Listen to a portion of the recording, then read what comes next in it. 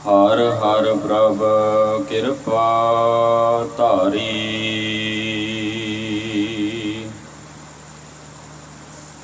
ਸੰਤੋ ਸੁਖ ਹੁਆ ਸਭ ਥਾਈ।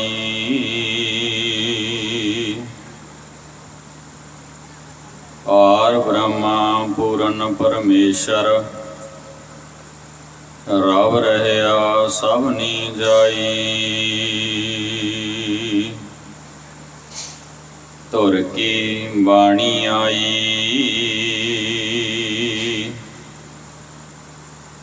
ਤਿਨ ਸਗਲੀ ਚਿੰਤਾ ਮਿਟਾਈ। ਦਇਆਲ ਪੁਰਖ ਮਿਹਰਵਾਨਾ।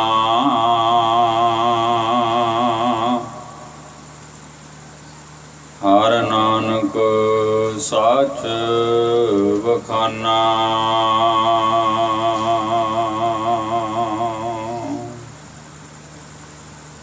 ਪਰਮ ਸਨਮਾਨਯੋਗ ਵਾਲੀ ਕੁਲ ਆਲਮ ਰਾਜ਼ਾਨ ਰਾਜ ਪਾਨਾਨ ਪਾਨ। ਦੇਵਾਨ ਦੇਵ ਉਪਮਾ ਮਹਾਨ। ਚਵਰ ਛਤਰ ਤਖਤ ਦੇ ਮਾਲਕ। ਸਤਿਗੁਰੂ ਸ਼ਬਦ ਗੁਰੂ ਸ੍ਰੀ ਗੁਰੂ ਗ੍ਰੰਥ ਸਾਹਿਬ ਜੀ ਮਹਾਰਾਜ। ਸਤਿਗੁਰੂ ਜੀ ਕੀ ਪਾਵਨ ਪਵਿੱਤਰ ਹਜ਼ੂਰੀ ਦੇ ਅੰਦਰ ਇਕੱਤਰ ਹੋਏ ਗੁਰੂ ਸਵਾਰੇ ਗੁਰੂ ਪਿਆਰੇ ਸਤ ਸੰਗੀ ਜਨੋਂ ਵਡਭਾਗ ਹੈ ਜੋ ਸਤਿਗੁਰੂ ਸ੍ਰੀ ਗੁਰੂ ਗ੍ਰੰਥ ਸਾਹਿਬ ਜੀ ਮਹਾਰਾਜ ਜਿਨ੍ਹਾਂ ਦੇ ਪਹਿਲੇ ਪ੍ਰਕਾਸ਼ ਪੁਰਬ ਨੂੰ ਸਮਰਪਿਤ ਇਹ ਮਹਾਨ ਰਹਿਣ ਸੁਭਾਈ ਕੀਰਤਨ ਕਥਾ ਸਮਾਗਮ ਉਲੀਕੇ ਗਏ ਹਨ। ਸਤਿਕਾਰਯੋਗ ਮਹਾਂਪੁਰਖ ਸੰਤ ਬਾਬਾ ਦਿਲਬਾਗ ਸਿੰਘ ਜੀ ਜਿਨ੍ਹਾਂ ਦੀ ਰਹਿਨੁਮਾਈ ਹੇਠ ਇਸ ਪਵਿੱਤਰ ਸਥਾਨ ਦੀ ਸੇਵਾ ਤੇ ਸਿਮਰਨ ਦਾ ਇਹ ਪ੍ਰਵਾਹ ਚੱਲਿਆ ਹੈ। ਸੋ ਆਪ ਸਮੂਹ ਸੰਗਤ ਦੂਰ ਨੇੜੇ ਤੋਂ ਚੱਲ ਕਰਕੇ ਸਤਿਗੁਰੂ ਸ੍ਰੀ ਗੁਰੂ ਗ੍ਰੰਥ ਸਾਹਿਬ ਮਹਾਰਾਜ ਜੀ ਕੀ ਹਜ਼ੂਰੀ ਵਿੱਚ ਜੁੜੇ ਹੋ। ਸਤਿਗੁਰੂ ਗੁਰੂ ਗ੍ਰੰਥ ਸਾਹਿਬ ਮਹਾਰਾਜ ਜੀ ਕੀ ਅੰਮ੍ਰਿਤ ਬਾਣੀ ਦੀ ਬਖਸ਼ਿਸ਼ ਲੈ ਰਹੇ ਹੋ। ਆਓ ਇਸੇ ਲੜੀ ਦੇ ਤਹਿਤ ਗੁਰੂ ਸ਼ਬਦ ਦੇ ਨਾਲ ਗੁਰੂ ਚਰਨਾਂ ਦੇ ਨਾਲ ਜੁੜਨ ਦਾ ਯਤਨ ਕਰੀਏ। ਸਭ ਤੋਂ ਪਹਿਲਾਂ ਗੁਰੂ ਬਖਸ਼ੀ ਹੋਈ ਫਤਿਹ ਨਾਲ ਸਾਂਝ ਪਾਇਓ। ਰਸਨਾ ਪਵਿੱਤਰ ਕਰੀਏ। ਗੁਰੂ ਚਰਨਾਂ ਵਿੱਚ ਹਾਜ਼ਰੀ ਲਵਾਈਏ। ਫਤਿਹ ਪ੍ਰਵਾਨੋ ਜੀ। ਵਾਹਿਗੁਰੂ ਜੀ ਕਾ ਖਾਲਸਾ ਵਾਹਿਗੁਰੂ ਜੀ ਕੀ ਫਤਿਹ। ਮੇਰੇ ਤੋਂ ਪਹਿਲਾਂ ਸਤਿਕਾਰਯੋਗ ਭਾਈ ਸਾਹਿਬ ਭਾਈ ਗਿਆਨੀ ਰਣਜੀਤ ਸਿੰਘ ਜੀ ਜੋ ਆਪ ਸੰਗਤਾਂ ਨੂੰ ਗੁਰਬਾਣੀ ਸੰਪਾਦਨ ਦਾ ਇਤਿਹਾਸ ਹੈ ਉਹ ਆਪ ਸੰਗਤਾਂ ਦੇ ਨਾਲ ਸਾਂਝਾ ਕਰਕੇ ਗਏ ਹਨ। ਤੇ ਮੈਨੂੰ ਭਾਈ ਸਾਹਿਬ ਜੀ ਹੋਰਾਂ ਨੇ ਜੋ ਸਬਜੈਕਟ ਦਿੱਤਾ ਹੈ ਗੁਰੂ ਸ਼ਬਦ ਦੀ ਮਹਾਨਤਾ ਕੀ ਹੈ, ਮੈਂ ਯਤਨ ਕਰਾਂਗਾ ਜਿੰਨਾ ਕੁ ਸਮਾਂ ਪ੍ਰਬੰਧਕ ਸੱਜਣਾ ਵੱਲੋਂ ਹੁਕਮ ਹੋਇਆ ਹੈ ਅਸੀਂ ਇਸ ਮਹਾਨ ਅਵਸਰ ਤੇ ਸ਼ਬਦ ਦੀ ਮਹਾਨਤਾ ਨੂੰ ਚੀਨਣ ਦਾ ਜਾਣਨ ਦਾ ਯਤਨ ਕਰਾਂਗੇ। ਪਰ ਇਸ ਤੋਂ ਪਹਿਲਾਂ ਮੈਂ ਆਪ ਸੰਗਤ ਦੇ ਚਰਨਾਂ ਵਿੱਚ ਬੇਨਤੀ ਕਰਾਂਗਾ ਕਿ ਆਪ ਇਕਾਗਰਤਾ ਦੇ ਦਾਨ ਬਖਸ਼ਿਓ ਕਿਉਂਕਿ ਗੁਰੂ ਸ਼ਬਦ ਦੀ ਮਹਾਨਤਾ ਐਸੀ ਵੱਡੀ ਬਖਸ਼ਿਸ਼ ਹੈ। ਇਹਨੂੰ ਚੀਨਣ ਦੇ ਲਈ ਸ਼ਬਦ ਨੂੰ ਜਾਣਨ ਦੇ ਲਈ ਸੁਰਤ ਦੀ ਇਕਾਗਰਤਾ ਦੀ ਬਹੁਤ ਲੋੜ ਪੈਂਦੀ ਹੈ। ਜੇ ਸਾਡਾ ਧਿਆਨ ਇੱਧਰ ਉੱਧਰ ਭਟਕਦਾ ਰਿਹਾ ਨਾ ਤੇ ਸੱਚ ਜਾਣਿਓ ਨਾ ਤੇ ਮੈਨੂੰ ਬੋਲਣ ਦਾ ਸਵਾਦ ਆਉਣਾ ਤੇ ਨਾ ਹੀ ਗੱਲ ਤੁਹਾਡੇ ਕਿਸੇ ਦੇ ਪਕੜ ਵਿੱਚ ਆਉਣੀ ਹੈ। ਇਸ ਲਈ ख्याल करियो जिन्ना हो सके इस ध्यान नूं समेट के केवल ते केवल शब्द दे विच जोड़न दा यतन करना है, क्योंकि जिहड़ा विशा मैनूं मिलिया है ये कोई साखी या कथा कहानी नहीं है। गुरबाणी की कथा दे विच शब्द का विख्यान सब तो डूंगा है। ते जदों तक असी सिख हो के इस शब्द नूं चीणदे नहीं, इहदी विचार नाल नहीं जुड़ते, साडी ये यात्रा सफल होने वाली नहीं जे। क्योंकि सतगुरां ने जो प्रकाश किया है ते जिहड़ा दिवस असी मना रहे हैं, या जो सिद्धांत सतगुरां ने बाणी विच साडे सिखां दे परथाए रखिया है, मेरा ख्याल है वो शब्द सानू सारियां नूं कंठ होणगे। जदों भी प्रकाश हुंदा है, भाई साहब जी वो बाणी दे शब्द जरूर पढ़दे। वो बाणी दे पवित्र बोल ने, बाणी गुरु, गुरु है बाणी, विच बाणी अमृत सारे। अगे महाराज कहते ने, गुर बाणी कह सेवक जन मानै, प्रतख गुरु निस्तारे। हुण शब्द गुरु है, शब्द गुरु दे लड़ ही सतगुरां ने सानू जीवन काल विच शरीर धारण करके फिर ये शब्द दे लड़ लाया। शब्द नूं चीनना, शब्द नूं जानना, शब्द दे नाल जुड़ना, शब्द दा सिमरन बनना, यही साडे जीवन दी यात्रा है, यही असल भगती है।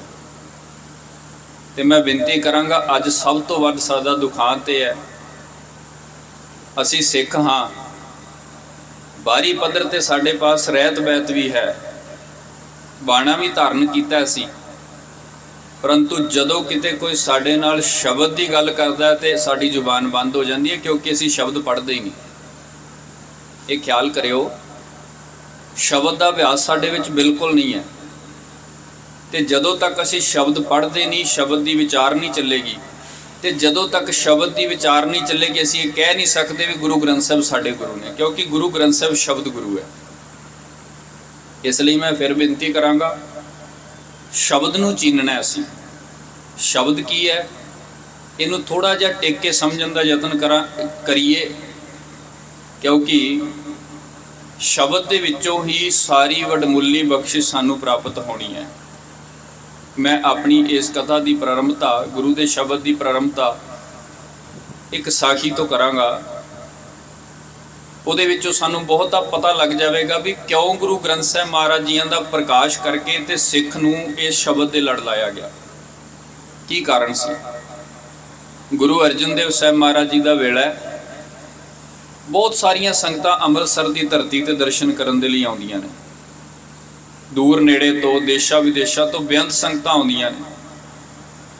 ਤੇ ਸਾਰੀ ਸੰਗਤ ਦਾ ਹੀ ਇਹ ਸਵਾਲ ਹੁੰਦਾ ਹੈ ਕਿ ਮਹਾਰਾਜ ਐਸੀ ਕਿਰਪਾ ਕਰੋ ਸਾਡਾ ਤੁਹਾਡਾ ਦਰਸ਼ਨ ਸਾਨੂੰ ਨਿੱਤ ਹੋ ਜਾਵੇ। ਬਹੁਤ ਇਤਿਹਾਸ ਵਿੱਚ ਮਿਲਦਾ ਸਾਨੂੰ ਇਹ, ਜਦੋਂ ਕਿਤੇ ਆਪ ਗੁਰੂ ਕਾਲ ਦਾ ਇਤਿਹਾਸ ਪੜ੍ਹੋਗੇ ਨਾ, ਖਾਸ ਕਰਕੇ ਗੁਰਪ੍ਰਤਾਪ ਸੂਰਜ ਗ੍ਰੰਥ ਵਿੱਚੋਂ ਬੜੀ ਵਾਰ ਇਹ ਜਿਹੜਾ ਸਵਾਲ ਸੰਗਤ ਵੱਲੋਂ ਮਹਾਰਾਜ ਜੀ ਕੇ ਸਨਮੁਖ ਹੁੰਦਾ ਹੈ। ਸੰਗਤ ਕਹਿੰਦੀ ਹੈ, ਮਹਾਰਾਜ ऐसी कृपा करो कि जिमें आप जी इस पवित्र धरती ते बह करके सन्मुख हो के सानू दर्शन देंदे हो, इदां असीं रोज़ ही अपने जीवन में दर्शन करिए। हुण चलो जे अमृतसर दे रहण वाली संगत है तो कर सकती है, लेकिन जिहड़े प्राणी विदेश तो, दूर देशों तो, होर नगरां तो आउंदे ने, उन्हां लई ते संभव नहीं है, क्योंकि गुरु जीवन काल विच वरत रहे ने। फिर महाराज जी ने एक बख्शिश की, वो हवाला भी भाई साहब जी ने दिता है। जदों ये शब्द उच्चारण किया ना, ये बाणी आई, महाराज ने यह संपादन किया, क्योंकि संपादन का सारा हवाला भाई साहब आप जी नाल साझा करके मैं उस पासे वाल बिल्कुल नहीं जावांगा। जिमें ये सारी बाणी इकत्र हुई, जिमें गुरु नानक साहब लैके आए, जिमें बीड़ बन्नी गई, जिमें प्रकाश जिहड़े गुरमुखां ने बाणी का पहला हुक्मनामा, वो सारा विषय भाई साहब जी ने आप संगतां दे नाल साझा किया। गुरु अर्जन देव साहब महाराज ने बख्शिश की, उत्थे महाराज ने संगत नूं कहा भी असी सारी संगत नूं अपने शरीर दे लड़ नहीं ला रहे, असी अपने शब्द दे नाल शब्द दे नाल लाउण दा हुक्म कर रहे हैं। ते जिहड़े बोल लिखे ना साडे इतिहास दे विच, भाई संतोख सिंह साहब जी होरां ने पोर्ट कीते ने अपनी रचना विच। वो कहिंदे ने, सतगुरु केर शरीर जो है ਏਕ ਸਮੈ ਸਭ ਨਹਿ ਦਰਸ਼ੈ ਹੈ। ਕਿ ਸਤਿਗੁਰਾਂ ਦਾ ਜਿਹੜਾ ਪੰਜ ਭੂਤਕ ਦੇਹੀ ਇਹ ਸਰੀਰ ਸੀ ਨਾ, ਇਹ ਤਾਂ ਇੱਕ ਸਮੇਂ, ਇੱਕ ਹੀ ਕਾਲ, ਇੱਕ ਹੀ ਸਮੇਂ ਤੇ ਇੱਕ ਥਾਂ ਤੇ ਹੀ ਇੱਕ ਸੰਗਤ ਵੇਖ ਸਕਦੀ ਹੈ, ਉਹਨੂੰ ਹੀ ਦਰਸ਼ਨ ਹੋ ਸਕਦਾ। ਉਹਨੂੰ ਤਾਂ ਦੂਜਾ ਨਹੀਂ ਨਾ ਵੇਖ ਸਕਦਾ। ਜੇ ਮਹਾਰਾਜ ਇੱਥੇ ਬੈਠੇ ਨੇ ਤੇ ਦੂਜੇ ਨਗਰ ਵਾਲਿਆਂ ਨੂੰ ਤਾਂ ਵੇਖਣਾ ਅਸੰਭਵ ਹੈ। ਉੱਥੇ ਉਹ ਬੋਲ ਲਿਖੇ ਨੇ ਭਾਈ ਸਾਹਿਬ ਜੀਆਂ ਨੇ, ਮਹਾਰਾਜ ਨੇ ਆਪਣੇ ਮੁਖ ਤੋਂ ਇਹ ਗੱਲ ਕਹੀ, ਸਤਿਗੁਰੂ ਕੇਰ ਸਰੀਰ ਜੋ ਹੈ ਏਕ ਸਮੈ ਸਭ ਨਹਿ ਦਰਸ਼ੈ ਹੈ। ਗ੍ਰੰਥ ਰਿਦਾ ਗੁਰ ਕਾ ਇਹ ਜਾਨੋ। ਇਹ ਜਿਹੜਾ ਗ੍ਰੰਥ, ਇਹ ਸ਼ਬਦ ਦੇ ਲੜ ਸਤਿਗੁਰਾਂ ਨੇ ਲਾਇਆ। ਮਹਾਰਾਜ ਕਹਿਣ ਲੱਗੇ ਸਿੱਖ ਸੰਗਤ ਮਿਲ ਦਰਸ਼ਨ ਪੈ ਹੈ। ਇਹ ਗ੍ਰੰਥ ਜਿਹੜਾ ਹੈ ਨਾ, ਇਹ ਗੁਰੂ ਦਾ ਹਿਰਦਾ ਹੈ। ਤੇ ਮਹਾਰਾਜ ਕਹਿੰਦੇ ਨੇ ਇਹ ਜਿੱਥੇ ਗ੍ਰੰਥ ਦਾ ਪ੍ਰਕਾਸ਼ ਹੋ ਗਿਆ, ਜਿੱਥੇ ਸ਼ਬਦ ਦਾ ਪ੍ਰਕਾਸ਼ ਹੋ ਗਿਆ, ਜਿਨਨੇ ਜੁੜ ਕੇ ਸ਼ਬਦ ਦਾ ਅਭਿਆਸ ਕਰ ਲਿਆ, ਉਹਨੂੰ ਸ਼ਬਦ ਦੇ ਵਿੱਚੋਂ ਹੀ ਸਤਿਗੁਰੂ ਜੀ ਦਾ ਦੀਦਾਰ ਹੋਇਆ ਕਰੇਗਾ। ਇਸ ਕਰਕੇ ਸ਼ਬਦ ਦੀ ਬੜੀ ਮਹਾਨਤਾ ਹੈ। ਸਿੱਖ ਦਾ ਗੁਰੂ ਸ਼ਬਦ ਹੈ ਤੇ ਸ਼ਬਦ ਨੂੰ ਹੀ ਗ੍ਰੰਥ ਦੇ ਵਿੱਚ ਸਮੋਇਆ ਗਿਆ। ਫਿਰ ਇਹ ਸਵਾਲ ਖੜਾ ਹੁੰਦਾ ਵੀ ਸ਼ਬਦ ਕਦੋਂ ਆ ਰਿਹਾ? ਕਿਉਂਕਿ ਅਸੀਂ ਪ੍ਰਕਾਸ਼ ਮਨਾ ਰਹੇ ਹਾਂ ਤੇ ਸ਼ਬਦ ਦਾ ਪ੍ਰਕਾਸ਼ ਕਦੋਂ ਹੋ ਰਿਹਾ ਹੈ, ਇਹਦੇ ਲਈ ਇਹ ਵੀ ਇੱਕ ਸਾਡੇ ਲਈ ਸਵਾਲ ਖੜਾ ਹੁੰਦਾ। ਇਹਨੂੰ ਵੀ ਚੀਨਣਾ, ਇਹਨੂੰ ਜਾਣਨਾ ਸਾਡੇ ਲਈ ਬੜਾ ਜ਼ਰੂਰੀ ਹੈ। ਕਿਉਂਕਿ ਸ਼ਬਦ ਦੀ ਜੇ ਮੈਂ ਗੱਲ ਕਰਾਂ ਨਾ, ਤੇ ਸ਼ਬਦ ਇਹ ਨਹੀਂ ਅਸੀਂ ਕਹਿ ਸਕਦੇ ਵੀ ਗੁਰੂ ਨਾਨਕ ਸਾਹਿਬ 1469 ਵਿੱਚ ਇਸ ਧਰਤੀ ਤੇ ਸਰੀਰ ਕਾਲ ਵਿੱਚ ਆਏ ਨੇ ਤੇ ਇਹ ਸ਼ਬਦ ਉਦੋਂ ਆਇਆ, ਨਹੀਂ। ਜੇ ਮੈਂ ਇਦਾਂ ਕਹਾਂਗਾ ਨਾ ਤੇ ਗੱਲ ਗੁਰਮਤਿ ਦੀ ਕਸਵੱਟੀ ਤੇ ਪੂਰੀ ਢੁੱਕੇਗੀ ਨਹੀਂ। ਕਿਉਂਕਿ ਸ਼ਬਦ ਦੀ ਗੱਲ ਜਦੋਂ ਗੁਰੂ ਨਾਨਕ ਸਾਹਿਬ ਕਰਦੇ ਨੇ ਤੇ ਮਹਾਰਾਜ ਆਦ ਵਿੱਚ ਵੀ ਸੱਚ ਕਹਿੰਦੇ ਨੇ, ਜੁਗਾਦ ਵਿੱਚ ਵੀ ਸੱਚ ਕਹਿ ਰਹੇ ਨੇ, ਹੁਣ ਵੀ ਸੱਚ ਦੀ ਗੱਲ ਹੈ ਤੇ ਆਉਣ ਵਾਲੇ ਸਮੇਂ ਵਿੱਚ ਵੀ ਸੱਚ ਕਹਿ ਰਹੇ ਨੇ। ਇਹਦਾ ਭਾਵ ਅਰਥ ਇਹ ਹੈ, ਗੁਰੂ ਨਾਨਕ ਸਾਹਿਬ ਸੰਸਾਰ ਵਿੱਚ ਆਏ ਨੇ, ਉਹਨਾਂ ਨੇ ਸ਼ਬਦ ਨੂੰ ਪ੍ਰਗਟ ਕਰਕੇ ਗ੍ਰੰਥ ਦਾ ਰੂਪ ਦਿੱਤਾ ਜਿਹਦਾ ਇਹ ਪ੍ਰਕਾਸ਼ ਕੀਤਾ ਗਿਆ। ਲੇਕਿਨ ਸਿਧਾਂਤ ਕਹਿੰਦਾ ਹੈ ਵੀ ਗੁਰੂ ਨਾਨਕ ਸਾਹਿਬ ਮਹਾਰਾਜ ਜੀਆਂ ਤੋਂ ਪਹਿਲੇ ਵੀ ਇਸ ਧਰਤੀ ਤੇ ਇਹ ਸ਼ਬਦ ਇਸੇ ਰੂਪ ਦੇ ਵਿੱਚ ਪ੍ਰਗਟ ਹੋਇਆ। ਇਹ ਮੈਂ ਕਿਉਂ ਕਹਿ ਰਿਹਾ? ਕਿਉਂਕਿ ਗੁਰੂ ਗ੍ਰੰਥ ਸਾਹਿਬ ਮਹਾਰਾਜ ਜੀ ਦੀ ਹਿਸਟਰੀ ਵੱਲ ਆਵਾਂਗਾ ਨਾ, ਇਤਿਹਾਸ ਵੱਲ, ਜੇ ਮੈਂ ਉਹਦੇ ਚੋਂ ਬੇਨਤੀ ਕਰਾਂ ਤੇ ਇਹ ਜਿਹੜੀ ਬਾਣੀ ਨੂੰ ਅਸੀਂ ਨਤਮਸਤਕ ਹੋ ਰਹੇ ਹਾਂ ਨਾ ਗੁਰਮੁਖੋ, ਇਹ ਬਾਣੀ ਕੋਈ ਇੰਨੇ ਸਮੇਂ 'ਚ ਨਹੀਂ ਵੀ ਗੁਰੂ ਨਾਨਕ ਸਾਹਿਬ ਜੀਆਂ ਤੋਂ ਲੈ ਕਰਕੇ ਤੇ 10 ਗੁਰੂ ਸਾਹਿਬਾਨ, ਗੁਰ 10ਵੇਂ ਪਾਤਸ਼ਾਹ ਜੀ ਤੱਕ ਜਿੰਨਾ ਸਮਾਂ ਲੰਘਦਾ, ਕੋਈ 239 ਸਾਲ ਦਾ ਇਹਦੇ ਵਿੱਚ ਆਈ ਹੈ। ਇਹ ਬਹੁਤ ਵੱਡਾ ਸਮਾਂ ਨਿਕਲਦਾ। ਤਾਰੀਖੀ ਹਵਾਲਿਆਂ ਦੇ ਮੁਤਾਬਕ ਕੋਈ 530 ਵਰਿਆਂ ਤੋਂ ਵੱਧ ਸਮਾਂ ਹੈ ਜਿਸ ਸਮੇਂ ਦੇ ਵਿੱਚ ਇਹ ਸ਼ਬਦ ਆਏ ਨੇ ਤੇ ਉਹ ਸਾਰੇ ਇਕੱਠੇ ਕਰਕੇ ਸ੍ਰੀ ਗੁਰੂ ਗ੍ਰੰਥ ਸਾਹਿਬ ਮਹਾਰਾਜ ਜੀ ਦੇ ਵਿੱਚ ਰੱਖੇ ਗਏ। ਕਿਉਂਕਿ ਆਪ ਕਿਤੇ ਸਟੱਡੀ ਕਰੋਗੇ ਨਾ, ਮੇਰੇ ਕੋਲ ਤਾਂ ਇੰਨਾ ਸਮਾਂ ਨਹੀਂ ਵੀ ਮੈਂ ਸਾਰਾ ਡਿਟੇਲ ਵਿੱਚ ਤੁਹਾਡੇ ਨਾਲ ਵਿਸਤਾਰ ਸਹਿਤ ਸਾਂਝਾ ਕਰ ਸਕਾਂ। ਕੇਵਲ ਟੂਕ ਮਾਤਰ ਸੰਖੇਪ ਹਵਾਲੇ। ਆਪ ਸ਼ਬਦ ਦੀ ਸਟੱਡੀ ਕਰੋਗੇ, ਗੁਰੂ ਗ੍ਰੰਥ ਸਾਹਿਬ ਮਹਾਰਾਜ ਜੀ ਦੀ ਬਾਣੀ ਪੜ੍ਹੋਗੇ, ਇਹਦੇ ਵਿੱਚ ਸਾਨੂੰ ਉਸ ਭਗਤ ਦੇ ਬੋਲ ਵੀ ਲਿਖੇ ਹੋਏ ਮਿਲਣਗੇ ਜਿਹੜਾ 1170 ਈਸਵੀ ਦੇ ਵਿੱਚ ਬੰਗਾਲ ਦੀ ਧਰਤੀ ਤੇ ਬੋਲਿਆ, ਭਗਤ ਜੈਦੇਵ ਜੀ। ਉਹਦੇ ਅੰਦਰ ਵੀ ਇਹੀ ਬਾਣੀ ਆਈ ਹੈ ਜਿਹੜੀ ਗੁਰੂ ਗ੍ਰੰਥ ਸਾਹਿਬ ਜੀ ਦੇ ਵਿੱਚ ਲਿਖੀ ਹੋਈ ਹੈ। 1173 ਈਸਵੀ ਦੇ ਵਿੱਚ ਪਾਕਪਟਨ ਦੀ ਧਰਤੀ ਤੇ ਜਿਹੜਾ ਭਗਤ ਆਪਣੇ ਮੁਖ ਤੋਂ ਬੋਲਿਆ, ਭਗਤ ਫਰੀਦ ਸਾਹਿਬ ਜੀ, ਉਹਦੇ ਅੰਦਰ ਵੀ ਇਹੀ ਬਾਣੀ ਆਈ। ਭਾਈ ਸਾਹਿਬ ਜੀ ਨੇ ਉਹਨੇ ਦੱਸਿਆ 112 ਸ਼ਲੋਕ ਨੇ, 4 ਸ਼ਬਦ ਨੇ। ਇਹਦਾ ਮਤਲਬ ਇਹ ਹੈ ਗੁਰੂ ਨਾਨਕ ਸਾਹਿਬ ਮਹਾਰਾਜ ਜੀਆਂ ਤੋਂ ਪਹਿਲੇ ਵੀ, ਗੁਰੂ ਜੋਤ ਦੇ ਪ੍ਰਗਟ ਹੋਣ ਤੋਂ ਪਹਿਲਾਂ ਵੀ ਬਹੁਤ ਸਾਰੇ ਗੁਰਮੁਖ ਪਿਆਰੇ ਇਸ ਧਰਤੀ ਤੇ ਐਸੇ ਵਿਰਾਜਮਾਨ ਬੈਠੇ ਨੇ ਜਿਹੜੇ ਕਿਤੇ ਰੱਬੀ ਇਬਾਦਤ ਵਿੱਚ ਜੁੜਦੇ ਨੇ। ਆਪਣੇ ਅਨੁਭਵ ਰਾਹੀਂ ਜੋ ਪਰਮਾਤਮਾ ਦੇ ਘਰੋਂ ਉਹਨਾਂ ਨੂੰ ਉੱਤੋਂ ਬਖਸ਼ਿਸ਼ ਹੁੰਦੀ ਹੈ, ਉਹਨਾਂ ਨੂੰ ਉਹ ਸ਼ਬਦ ਵਿੱਚ ਪ੍ਰਗਟ ਕਰਕੇ ਤੇ ਆਪਣੀ ਪੋਥੀ ਵਿੱਚ ਲਿਖ ਦਿੰਦੇ ਨੇ। ਉਹ ਅਖੀਰ ਤੇ ਜਦੋਂ ਪੋਥੀ ਨੂੰ ਇਕੱਠਾ ਕਰਕੇ ਸੰਪਾਦਨ ਕੀਤਾ ਜਾਂਦਾ, ਧੰਨ ਸ਼੍ਰੀ ਗੁਰੂ ਗ੍ਰੰਥ ਸਾਹਿਬ ਮਹਾਰਾਜ ਜੀ ਦੀ ਬੀੜ ਤਿਆਰ ਹੁੰਦੀ ਹੈ। ਇੱਦਾਂ ਨਾ 1170 ਤੋਂ ਲੈ ਕਰਕੇ ਤੇ 10ਵੇਂ ਪਾਤਸ਼ਾਹ ਸ਼੍ਰੀ ਗੁਰੂ ਗੋਬਿੰਦ ਸਿੰਘ ਸਾਹਿਬ ਮਹਾਰਾਜ ਜੀ ਕੇ ਵੇਲੇ ਤੱਕ, ਕਿਉਂਕਿ ਅੱਜ ਸੰਪੂਰਨਤਾ ਦਿਵਸ ਵੀ ਹੈ, ਇਹ ਸੰਪੂਰਨਤਾ ਦਿਵਸ ਦਾ ਜਿਹੜਾ ਇਤਿਹਾਸ ਹੈ ਨਾ, ਦਮਦਮਾ ਸਾਹਿਬ ਦੀ ਧਰਤੀ ਤੇ ਬਹਿ ਕਰਕੇ ਆਹ ਪਵਿੱਤਰ ਬੀੜ ਗੁਰੂ ਗ੍ਰੰਥ ਸਾਹਿਬ ਦੀ ਕੀ ਦਾਤਾ ਗੁਰੂ ਗੋਬਿੰਦ ਸਿੰਘ ਸਾਹਿਬ ਮਹਾਰਾਜ ਜੀ ਨੇ ਲਿਖਵਾਈ ਸੀ। ਜਿਸ ਬੀੜ ਨੂੰ ਅਸੀਂ ਨਤਮਸਤਕ ਹੁੰਨੇ ਆ ਨਾ, ਜੋ ਗੁਰੂ ਆਦਿ ਗੁਰੂ ਗ੍ਰੰਥ ਸਾਹਿਬ ਮਹਾਰਾਜ ਜਿਨ੍ਹਾਂ ਨੂੰ ਗੁਰਿਆਈ ਮਿਲੀ ਹੈ। ਤੇ ਮੈਂ ਬੇਨਤੀ ਕਰਾਂਗਾ, ਇਤਿਹਾਸ ਫਰੋਲ ਕੇ ਵੇਖੋਗੇ ਨਾ, ਇਸ ਤੋਂ ਪਹਿਲਾਂ 2 ਬੀੜਾਂ ਲਿਖੀਆਂ ਹੋਈਆਂ ਨੇ। ਇੱਕ ਕਰਤਾਰਪੁਰ ਵਾਲੀ ਬੀੜ ਮਿਲਦੀ ਹੈ, ਇੱਕ ਭਾਈ ਬੰਨੋ ਵਾਲੀ ਬੀੜ ਹੈ, ਲੇਕਿਨ ਪ੍ਰਮਾਣਿਤ ਨਹੀਂ ਨੇ। ਉਹਨਾਂ ਨੂੰ ਗੁਰਿਆਈ ਨਹੀਂ ਦਿੱਤੀ ਗਈ। ਕਿਉਂ? ਉਹਨਾਂ ਵਿੱਚ ਬਾਣੀ ਸੰਪੂਰਨ ਨਹੀਂ ਸੀ। ਬਾਣੀ ਸ਼ਬਦ ਤੇ ਸੀ, ਲੇਕਿਨ ਗੁਰੂ ਤੇਗ ਬਹਾਦਰ ਮਹਾਰਾਜ ਜੀ ਦੀ ਬਾਣੀ ਉਹਨਾਂ 'ਚ ਨਹੀਂ ਹੈ, ਜਾਂ ਕੁਝ ਹੋਰ ਸ਼ਬਦ ਨੇ। ਚਲੋ ਉਹਦੇ ਵਿੱਚ ਜਿਹੜੇ ਵੱਖ ਲਿਖੇ ਹੋਏ ਨੇ ਉਹ ਇੱਕ ਵੱਖਰਾ ਵਿਸ਼ਾ। ਅਸੀਂ ਕੇਵਲ ਗੁਰੂ ਗ੍ਰੰਥ ਸਾਹਿਬ ਮਹਾਰਾਜ ਜੀ ਕੀ ਬਾਣੀ ਦੀ ਗੱਲ ਕਰ ਰਹੇ ਹਾਂ। ਇਸ ਕਰਕੇ ਇਹ ਜਿਹੜੀ ਬਾਣੀ ਹੈ 1170 ਤੋਂ ਲੈ ਕਰਕੇ ਤੇ 1708 ਤੱਕ ਦੇ ਸਮੇਂ ਤੱਕ 6 ਗੁਰੂ ਸਾਹਿਬਾਨ, 15 ਭਗਤ, 11 ਭੱਟ ਤੇ 4 ਗੁਰਸਿੱਖ ਜਦੋਂ ਕਿਤੇ ਆਪਣੇ ਅੰਤਰ ਆਤਮੇ ਨੂੰ ਰੱਬੀ ਨਾਮ ਦੇ ਵਿੱਚ ਜੋੜ ਕੇ ਤੇ ਸਮਾਧੀ ਲਾ ਕੇ ਬਹਿ ਜਾਂਦੇ ਸਨ, ਜਦੋਂ ਉਹਨਾਂ ਦੀ ਸੁਰਤ ਪਰਿਪੂਰਨ ਪਰਮਾਤਮਾ ਦੇ ਚਰਨਾਂ ਦੇ ਵਿੱਚ ਭੇਦ ਹੋ ਜਾਂਦੀ ਸੀ, ਅਰਸ਼ੀ ਬੋਲ ਉਹਨਾਂ ਦੇ ਅੰਦਰ ਉਤਰਦੇ ਸਨ। ਇਲਾਹੀ ਸ਼ਬਦ, ਕਿਉਂਕਿ ਇਹ ਸਾਰੇ ਸ਼ਬਦ ਬਾਣੀ ਵਿੱਚ ਲਿਖੇ ਨੇ ਜੀ, ਅੰਮ੍ਰਿਤ ਬਾਣੀ, ਇਲਾਹੀ ਬਾਣੀ, ਧੁਰ ਕੀ ਬਾਣੀ, ਸਾਧ ਬਾਣੀ, ਸੰਤ ਬਾਣੀ, ਉਹ ਸਾਰੇ ਦੇ ਸਾਰੇ ਸ਼ਬਦ ਜਿਸ ਵਕਤ ਉਹਨਾਂ ਦੇ ਅਨੁਭਵ ਦੇ ਵਿੱਚ ਉਤਰਦੇ ਸਨ ਤੇ ਫਿਰ ਉਹ ਆਪਣੇ ਮੁਖ ਤੋਂ ਜੋ ਵੀ ਉਹਨਾਂ ਦੀ ਜ਼ੁਬਾਨ ਹੈ, ਕਿਉਂਕਿ ਭਾਵੇਂ ਲਿਪੀ ਇਹਦੇ ਵਿੱਚ ਗੁਰਮੁਖੀ ਲਿਖੀ ਹੋਈ ਹੈ, ਲੇਕਿਨ ਜ਼ੁਬਾਨਾਂ ਜਿਹੜੀਆਂ ਭਾਸ਼ਾਵਾਂ ਨੇ, ਜਿਹੜੇ ਇਲਾਕੇ ਦੀਆਂ ਬੋਲੀਆਂ ਨੇ, ਉਹ ਸਭ ਵਿੱਚ ਦਰਜ ਨੇ। ਜੋ ਵੀ ਉਹਨਾਂ ਦੀ ਜ਼ੁਬਾਨ ਹੈ, ਉਸੇ ਜ਼ੁਬਾਨ ਦੇ ਵਿੱਚ ਉਹ ਸ਼ਬਦ ਜਿਹੜੇ ਹਨ ਉਹ ਆਪਣੀ ਪੋਥੀ ਵਿੱਚ ਅੰਕਿਤ ਕਰ ਲੈਂਦੇ ਸਨ। ਸਮਾਂ ਪਾ ਕਰਕੇ ਉਹਨਾਂ ਸਾਰਿਆਂ ਨੇ ਬਾਣੀ ਲਿਖ ਲਈ। ਇੱਕ ਸਮਾਂ ਆਇਆ ਜਿਸ ਵਕਤ ਗੁਰੂ ਨਾਨਕ ਸਾਹਿਬ ਇਸ ਸੰਸਾਰ ਵਿੱਚ ਪ੍ਰਗਟ ਹੋਏ। ਬਾਬਾ ਨਾਨਕ ਸਾਹਿਬ ਜੀਆਂ ਨੇ ਇਹ ਸਭ ਤੋਂ ਮਹਾਨ ਉਦਮ ਕੀਤਾ।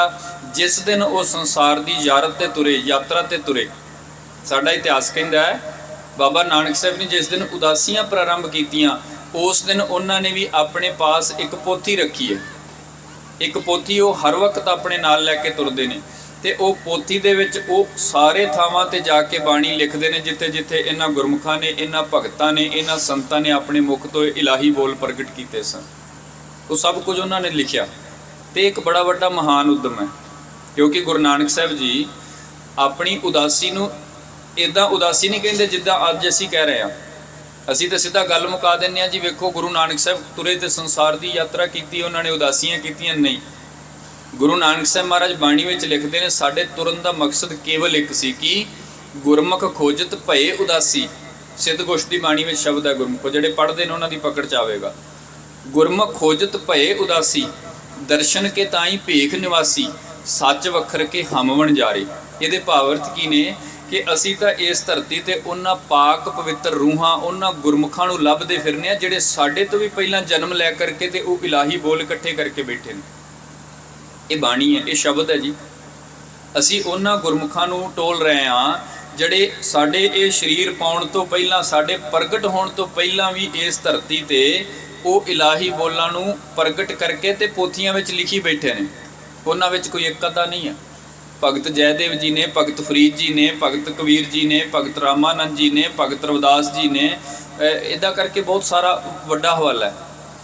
ਉਹਨਾਂ ਨੂੰ ਖੋਜਣ ਦੇ ਲਈ ਤੇ ਸੰਸਾਰ ਦੇ ਉਧਾਰ ਦੇ ਲਈ ਗੁਰਮੁਖ ਖੋਜਤ ਭਏ ਉਦਾਸੀ, ਦਰਸ਼ਨ ਕੈ ਤਾਈ ਭੇਖ ਨਿਵਾਸੀ। ਉਹਨਾਂ ਦੀ ਰੂਹਾਨੀਅਤ ਨੂੰ ਤੱਕਣ ਦੇ ਲਈ, ਉਹਨਾਂ ਦਾ ਦਰਸ਼ਨ ਪਾਉਣ ਦੇ ਲਈ, ਕਿਉਂਕਿ ਉਹਨਾਂ ਕੋਲ ਬੜੀ ਵੱਡੀ ਬਖਸ਼ਿਸ਼ ਹੈ। ਸੱਚ ਵਖਰ ਕੇ ਹਮ ਵਣਜਾਰੇ, ਅਸੀਂ ਤਾਂ ਇਹ ਕੁਝ ਇਕੱਠਾ ਕਰਨ ਤੁਰੇ ਹਾਂ, ਔਰ ਸੰਸਾਰ ਦੇ ਨਾਲ ਸਾਡਾ ਕੀ ਲੈਣ ਦੇ ਨੇ। ਆਮ ਲੋਕਾਈ ਦਾ ਤਾਂ ਗੁਰੂ ਵੈਸੇ ਹੀ ਭਲਾ ਕਰਦਾ ਰਹਿੰਦਾ ਗੁਰਮੁਖੋ। ਇਸ ਲਈ ਇਹ ਮੁੱਖ ਮੰਤਵ ਹੈ ਬਾਬਾ ਜੀ ਦਾ। ਇੱਦਾਂ ਇਹ ਬਾਣੀ ਸੰਪਾਦਨ ਕੀਤੀ ਜਾਂਦੀ ਹੈ, ਇਕੱਠੀ ਕੀਤੀ ਜਾਂਦੀ ਹੈ। ਮੈਂ ਜਿਹੜੀ ਬੇਨਤੀ ਕਰ ਰਿਹਾ ਸੀ ਨਾ ਗੁਰਮੁਖੋ, ਸ਼ਬਦ ਦੀ ਆਪਣੀ ਇੱਕ ਮਹਾਨਤਾ ਜੇ। ਕਿਉਂ ਨਹੀਂ ਗੁਰੂ ਨਾਨਕ ਸਾਹਿਬ ਮਹਾਰਾਜ ਜੀਆਂ ਨੇ ਸਾਨੂੰ ਸ਼ਬਦ ਦੇ ਲੜ ਲਾਇਆ?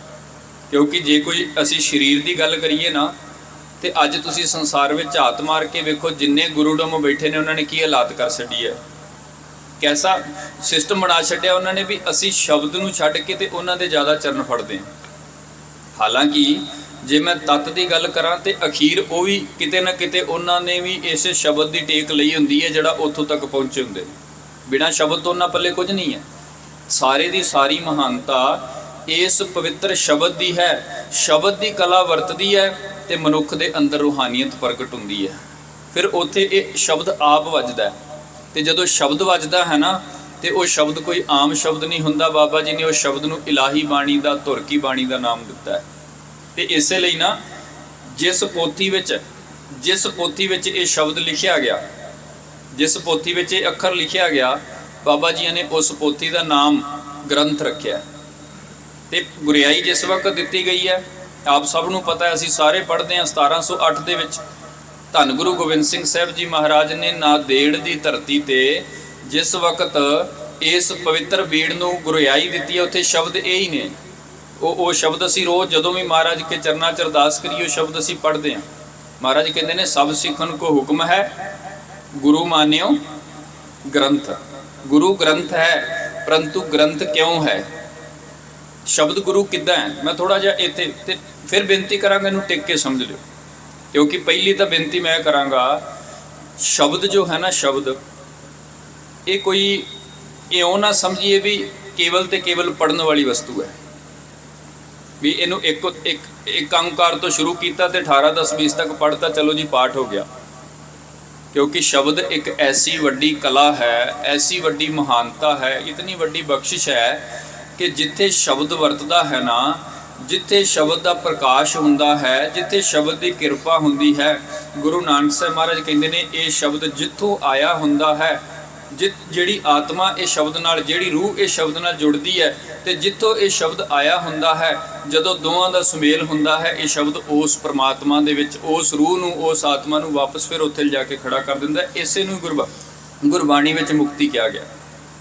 शब्द की कृपा यह है, शब्द इउं मैं इनूं सौखा कर देवां, परिपूर्ण परमात्मा तो शब्द आया।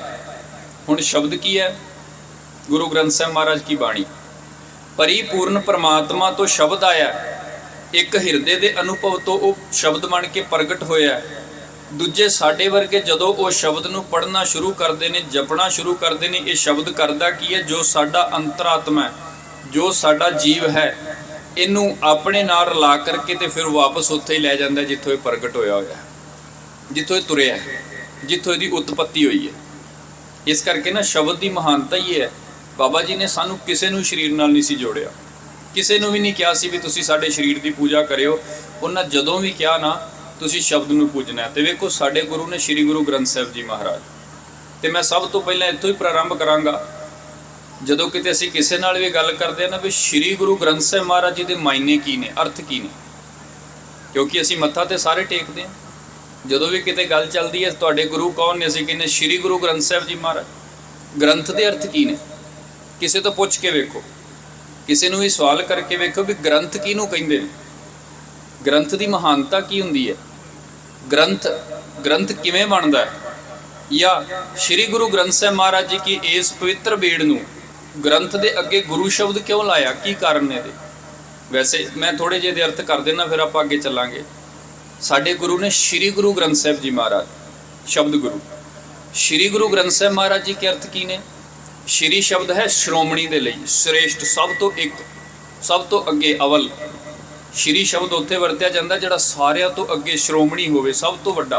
क्योंकि जे मैं ग्रंथ की गल करांगा ना गुरमुखो, तो ग्रंथ के अनमतां वालियां पास भी लिखे हुए पे ने।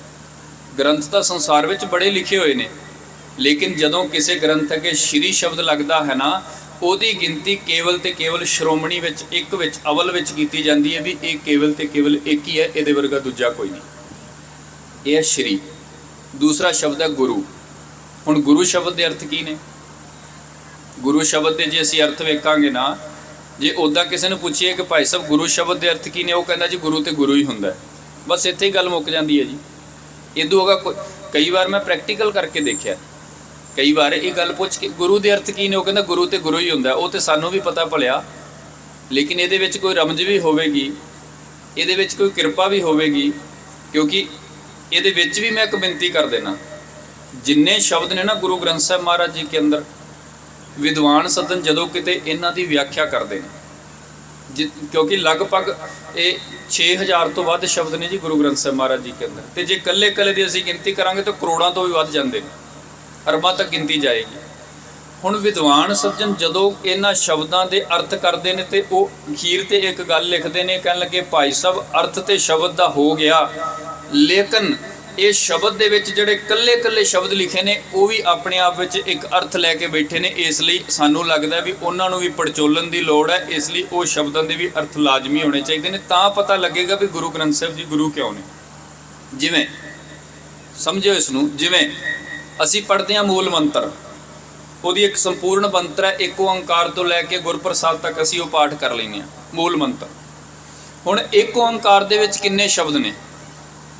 एक ओंकार की गिनती की है? ਉਹਦੇ फिर अगे ਜਿਹੜੇ गुण दसे ने, सतनाम, करता पुरख, निरभव, निर्वैर, अकाल मूर्त, आजूनी, सहभंग, गुरप्रसाद।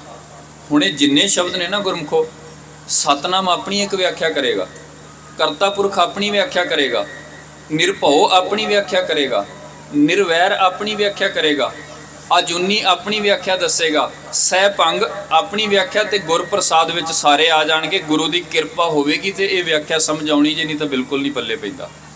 ਇਸ ਲਈ ਮੈਂ ਬੇਨਤੀ ਕਰਾਂ, ਸ਼੍ਰੀ ਗੁਰੂ ਗ੍ਰੰਥ ਸਾਹਿਬ ਮਹਾਰਾਜ ਜੀ ਕੇ ਅੰਦਰ ਜਿੰਨੇ ਵੀ ਸ਼ਬਦ ਨੇ, ਇਕੱਲਾ ਪੜ੍ਹਨ ਮਾਤਰ ਨਹੀਂ, ਚਲੋ ਪੜ੍ਹਨਾ ਠੀਕ ਹੈ, ਪੜ੍ਹ ਕੇ ਸਾਨੂੰ ਸਦਬੁੱਧੀ ਮਿਲਦੀ ਹੈ, ਫਿਰ ਸਾਡੀ ਵਿਚਾਰ ਇਸ ਪਾਸੇ ਵੱਲ ਤੁਰਦੀ ਹੈ।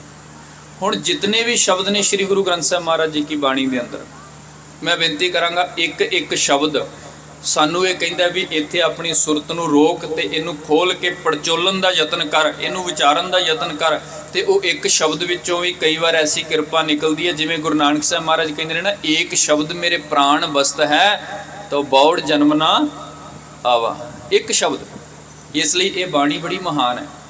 ਤੇ ਜਿਹੜਾ ਗੁਰੂ ਸ਼ਬਦ ਹੈ ਨਾ, ਗੁਰੂ ਸ਼ਬਦ ਆਮ ਸ਼ਬਦ ਨਹੀਂ ਹੈ। ਜਦੋਂ ਮੈਂ ਫਿਰ ਬੇਨਤੀ ਕਰਾਂ, ਜਦੋਂ ਸ਼ਬਦ ਆ ਜਾਂਦਾ ਗੁਰੂ, ਅਸੀਂ ਕਹਿ ਦਿੰਦੇ ਹਾਂ ਸਾਡੇ ਗੁਰੂ ਗੁਰੂ ਨਾਨਕ ਸਾਹਿਬ ਜੀ ਮਹਾਰਾਜ, ਲੇਕਿਨ ਗੁਰੂ ਨਾਨਕ ਸਾਹਿਬ ਜੀ ਮਹਾਰਾਜ ਤੋਂ ਪੁੱਛੋ ਤੇ ਉਹ ਆਪ ਕਹਿੰਦੇ ਨੇ ਵੀ ਸਾਡੇ ਗੁਰੂ ਸ਼ਬਦ ਨੇ। ਜੇ ਕਿਤੇ ਉਹਨਾਂ ਦੇ ਇਤਿਹਾਸ ਵਿੱਚ ਵੇਖਾਂਗੇ ਨਾ, ਆਪਾਂ ਕਹਿ ਦਿੰਦੇ ਹਾਂ ਚਲੋ ਠੀਕ ਹੈ, ਉਹਨਾਂ ਨੇ ਸਾਨੂੰ ਇਹ ਸ਼ਬਦ ਪ੍ਰਗਟ ਕਰਕੇ ਦਿੱਤਾ, ਇਸ ਲਈ ਉਹ ਸਾਡੇ ਗੁਰੂ ਨੇ। ਅਸੀਂ ਇੱਥੋਂ ਮੁਨਕਰ ਨਹੀਂ ਹੁੰਦੇ। ਜਿਹਨੇ ਸ਼ਬਦ ਨੂੰ ਪ੍ਰਗਟ ਕਰਕੇ, ਸ਼ਬਦ ਦਾ ਥਾਲ ਪਰੋਸ ਕੇ, ਸ਼ਬਦ ਦੀ ਵਿਚਾਰ ਕਰਕੇ ਸਾਡੇ ਸਨਮੁਖ ਰੱਖਿਆ, ਉਹ ਸਾਡਾ ਗੁਰੂ ਹੀ ਹੈ।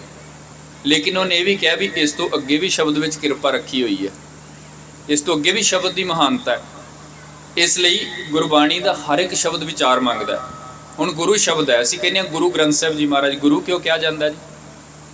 ਗੁਰੂ ਸ਼ਬਦ ਦੋ ਅੱਖਰਾਂ ਦਾ ਬਣਿਆ ਗੁਰਮੁਖੋ। ਜੇ ਇਹਦੀ ਮੈਂ ਵਿਆਖਿਆ ਕਰਾਂ ਨਾ, ਗੁਰੂ ਸ਼ਬਦ ਦੋ ਅੱਖਰਾਂ ਦਾ ਬਣਿਆ, ਇੱਕ ਸ਼ਬਦ ਇਹਦੇ ਵਿੱਚ ਗੱਗਾ ਤੇ ਇੱਕ ਰਾਰਾ। ਹੁਣ ਜਿਹੜਾ ਗੱਗਾ ਸ਼ਬਦ ਹੈ ਨਾ, ਵਿਦਵਾਨ ਕਹਿੰਦੇ ਨੇ ਇਹ ਸੰਸਕ੍ਰਿਤੀ ਦੀ ਗ੍ਰੀ ਧਾਤੂ ਤੋਂ ਬਣਿਆ ਸ਼ਬਦ ਹੈ। ਗ੍ਰੀ, ਇਹਦੇ ਅੱਖਰ ਨੇ ਤਮ, ਹਨੇਰਾ। ਇਹਦੇ ਅਰਥ ਜਿਹੜੇ ਬਣਦੇ ਨੇ ਨਾ, ਗੱਗਾ ਗ੍ਰੀ ਧਾਤੂ ਤੋਂ ਬਣਿਆ ਸ਼ਬਦ ਹੈ, ਇਹਦੇ ਅਰਥ ਜਿਹੜੇ ਨੇ ਉਹ ਹੈ ਹਨੇਰਾ, ਤਮ, ਗ੍ਰੀ। ਦੂਜਾ ਸ਼ਬਦ ਹੈ ਰੂ।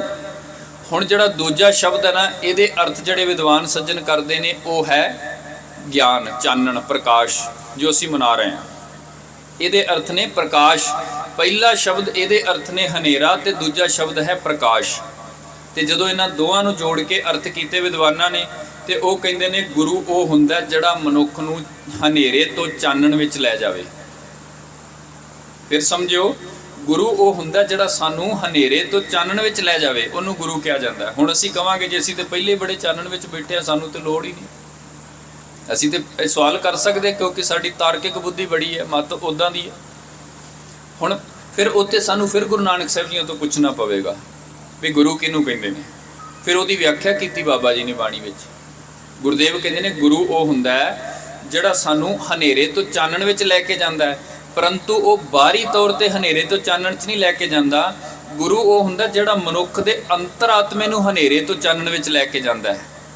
ਕਿਉਂਕਿ ਬਾਹਰੀ ਚਾਨਣ ਬੜਾ ਹੈ। ਬਾਬਾ ਜੀ ਨੇ ਬਾਣੀ ਵਿੱਚ ਵੀ ਲਿਖ ਦਿੱਤਾ, ਜੇ 100 ਚੰਦਾ ਉਗਵੈ ਸੂਰਜ ਚੜੇ 1000, ਏਤੇ ਚਾਨਣ ਹੁੰਦਿਆਂ ਗੁਰਬਿਨ ਘੋਰ ਅੰਧਾਰ। ਇੰਨਾ ਚਾਨਣ ਹੁੰਦਿਆਂ ਹੋਇਆਂ ਵੀ ਅਸੀਂ ਇੱਕ ਹਨੇਰੇ ਵਿੱਚ ਹਾਂ। ਫਿਰ ਸਵਾਲ ਖੜਾ ਹੋਵੇਗਾ ਵੀ ਉਹ ਹਨੇਰਾ ਕਿਹੜਾ?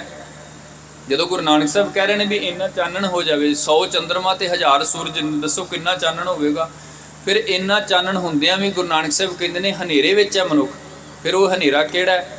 ਇੱਥੋਂ ਸਿੱਧ ਹੁੰਦਾ ਵੀ ਉਹ ਹਨੇਰਾ ਮਨੁੱਖ ਦੇ ਅੰਦਰ ਹੈ। ਅੰਦਰ ਕਿੱਥੇ ਹੈ? ਜਦੋਂ ਤੱਕ ਸਾਨੂੰ ਸਾਡੇ ਆਪੇ ਦੀ, ਸਾਡੇ ਅੰਤਰਾਤਮਾ ਦੀ, ਸਾਡੇ ਜੀਵ ਆਤਮੇ ਦੀ ਪਛਾਣ ਨਹੀਂ ਹੁੰਦੀ, ਉਹ ਕੀ ਹੈ, ਕਿੱਥੋਂ ਆਇਆ, ਕੀ ਉਹਦਾ ਰਸਤਾ ਹੈ, ਕੀ ਉਹਨੇ ਇਸ ਜੀਵਨ ਵਿੱਚ ਕਰਨਾ ਹੈ ਤੇ ਕਿਸ ਥਾਂ ਤੇ ਜਾ ਕੇ ਵਾਸਾ ਕਰਨਾ, ਜਦੋਂ ਤੱਕ ਮਨੁੱਖ ਨੂੰ ਇਹ ਸਮਝ ਨਹੀਂ ਆਉਂਦੀ, ਇਹ ਸਮਝ ਲਓ ਵੀ ਇਹ ਮਨੁੱਖ ਗੁਰੂ ਵਾਲਾ ਨਹੀਂ ਜੇ ਬਣਿਆ।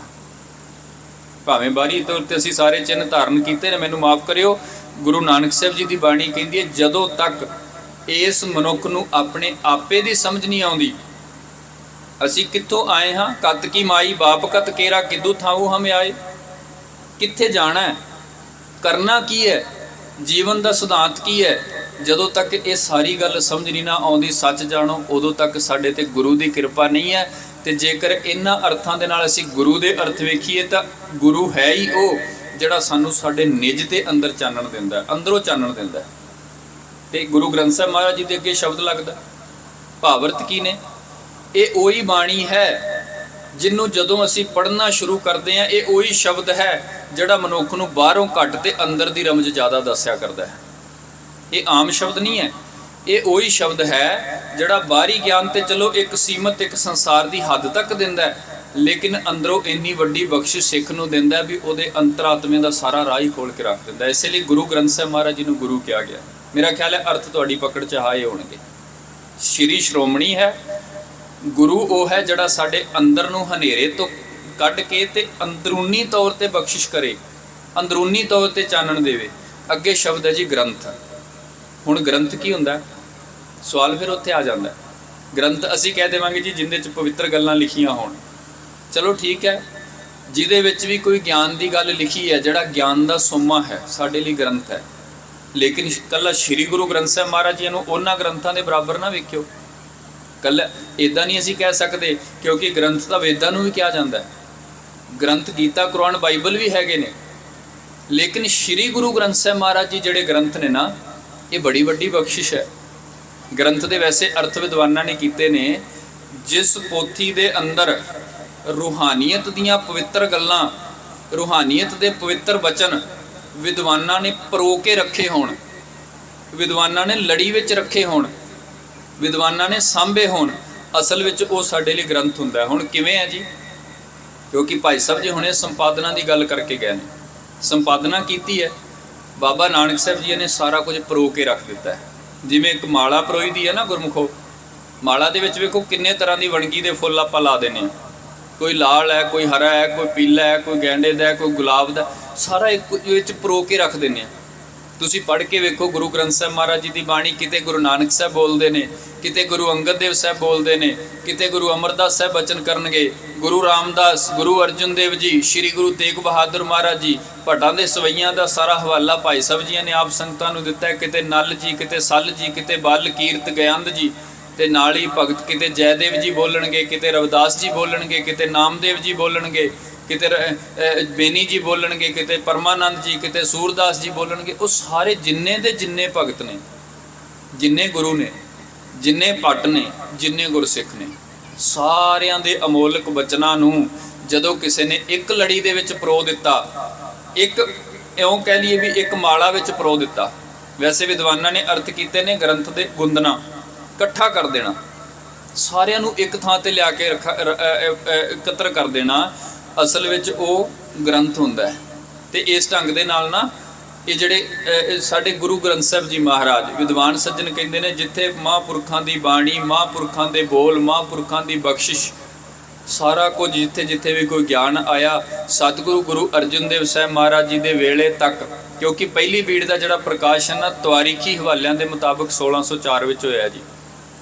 ਪਹਿਲੀ ਬੀੜ ਇਹਦਾ ਵੀ ਇੱਕ ਥੋੜ੍ਹਾ ਜਿਹਾ ਵਿਲੱਖਣ ਇਤਿਹਾਸ ਹੈ, ਕਿਉਂਕਿ ਮੈਂ ਪਹਿਲੇ ਬੇਨਤੀ ਕੀਤੀ, 3 ਬੀੜਾਂ ਦਾ ਜ਼ਿਕਰ ਸਾਨੂੰ ਇਤਿਹਾਸ ਵਿੱਚ ਮਿਲਦਾ ਹੈ। ਇੱਕ ਹੈ ਸ਼੍ਰੀ ਗੁਰੂ ਗ੍ਰੰਥ ਸਾਹਿਬ ਮਹਾਰਾਜ ਜੀ ਕੀ ਇਹ ਪ੍ਰਮਾਣਿਤ ਗੁਰਤਾ ਗੱਦੀ ਜਿਨ੍ਹਾਂ ਨੂੰ ਦਿੱਤੀ ਗਈ ਹੈ, ਸ਼੍ਰੀ ਗੁਰੂ ਗ੍ਰੰਥ ਸਾਹਿਬ ਜੀ ਮਹਾਰਾਜ। ਇੱਕ ਬੀੜ ਹੈ ਜਿਹੜੀ ਗੁਰੂ ਅਰਜਨ ਦੇਵ ਸਾਹਿਬ ਮਹਾਰਾਜ ਜੀ ਨੇ ਭਾਈ ਗੁਰਦਾਸ ਸਾਹਿਬ ਜੀ ਤੋਂ ਲਿਖਵਾਈ ਹੈ, ਰਾਮਸਰ ਦੀ ਧਰਤੀ ਤੇ, ਉਹਨੂੰ ਕਰਤਾਰਪੁਰ ਵਾਲੀ ਬੀੜ ਕਿਹਾ ਜਾਂਦਾ। ਇੱਕ ਬੀੜ ਗੁਰੂ ਕੇ ਸਿੱਖ ਨੇ ਆਗਿਆ ਲੈ ਕਰਕੇ ਲਾਹੌਰ ਦੀ ਧਰਤੀ ਤੇ ਭਾਈ ਬੰਨੋ ਜੀ ਨੇ ਲਿਖੀ, ਉਹ ਬੰਨੋ ਵਾਲੀ ਬੀੜ ਹੈ। ਲੇਕਿਨ ਪ੍ਰਮਾਣਿਤ ਮੈਂ ਫਿਰ ਬੇਨਤੀ ਕਰਾਂਗਾ, ਕੇਵਲ ਤੇ ਕੇਵਲ ਗੁਰੂ ਗ੍ਰੰਥ ਸਾਹਿਬ ਜੀ ਮਹਾਰਾਜ ਨੇ। ਸਟੱਡੀ ਦੇ ਤੌਰ ਤੇ ਤੁਸੀਂ ਪੜ੍ਹ ਸਕਦੇ ਹੋ, ਮੱਥਾ ਕੇਵਲ ਤੇ ਕੇਵਲ ਅਸੀਂ ਗੁਰੂ ਗ੍ਰੰਥ ਸਾਹਿਬ ਮਹਾਰਾਜ ਜੀ ਨੂੰ ਟੇਕਣਾ। ਤੇ ਇਹ ਜਿਹੜੀਆਂ ਬੀੜਾਂ ਬੰਨੀਆਂ ਗਈਆਂ, ਇਹ ਜਿਹੜਾ ਸ਼ਬਦ ਇਕੱਤਰ ਕੀਤਾ ਗਿਆ, ਇਹਦੇ ਵਿੱਚ ਮਹਾਰਾਜ ਜੀ ਕੀ ਵੀ ਇੱਕ ਬੜੀ ਵੱਡੀ ਮੁਸ਼ੱਕਤ ਹੈ, ਬੜੀ ਵੱਡੀ ਮਿਹਨਤ ਹੈ ਜੀ।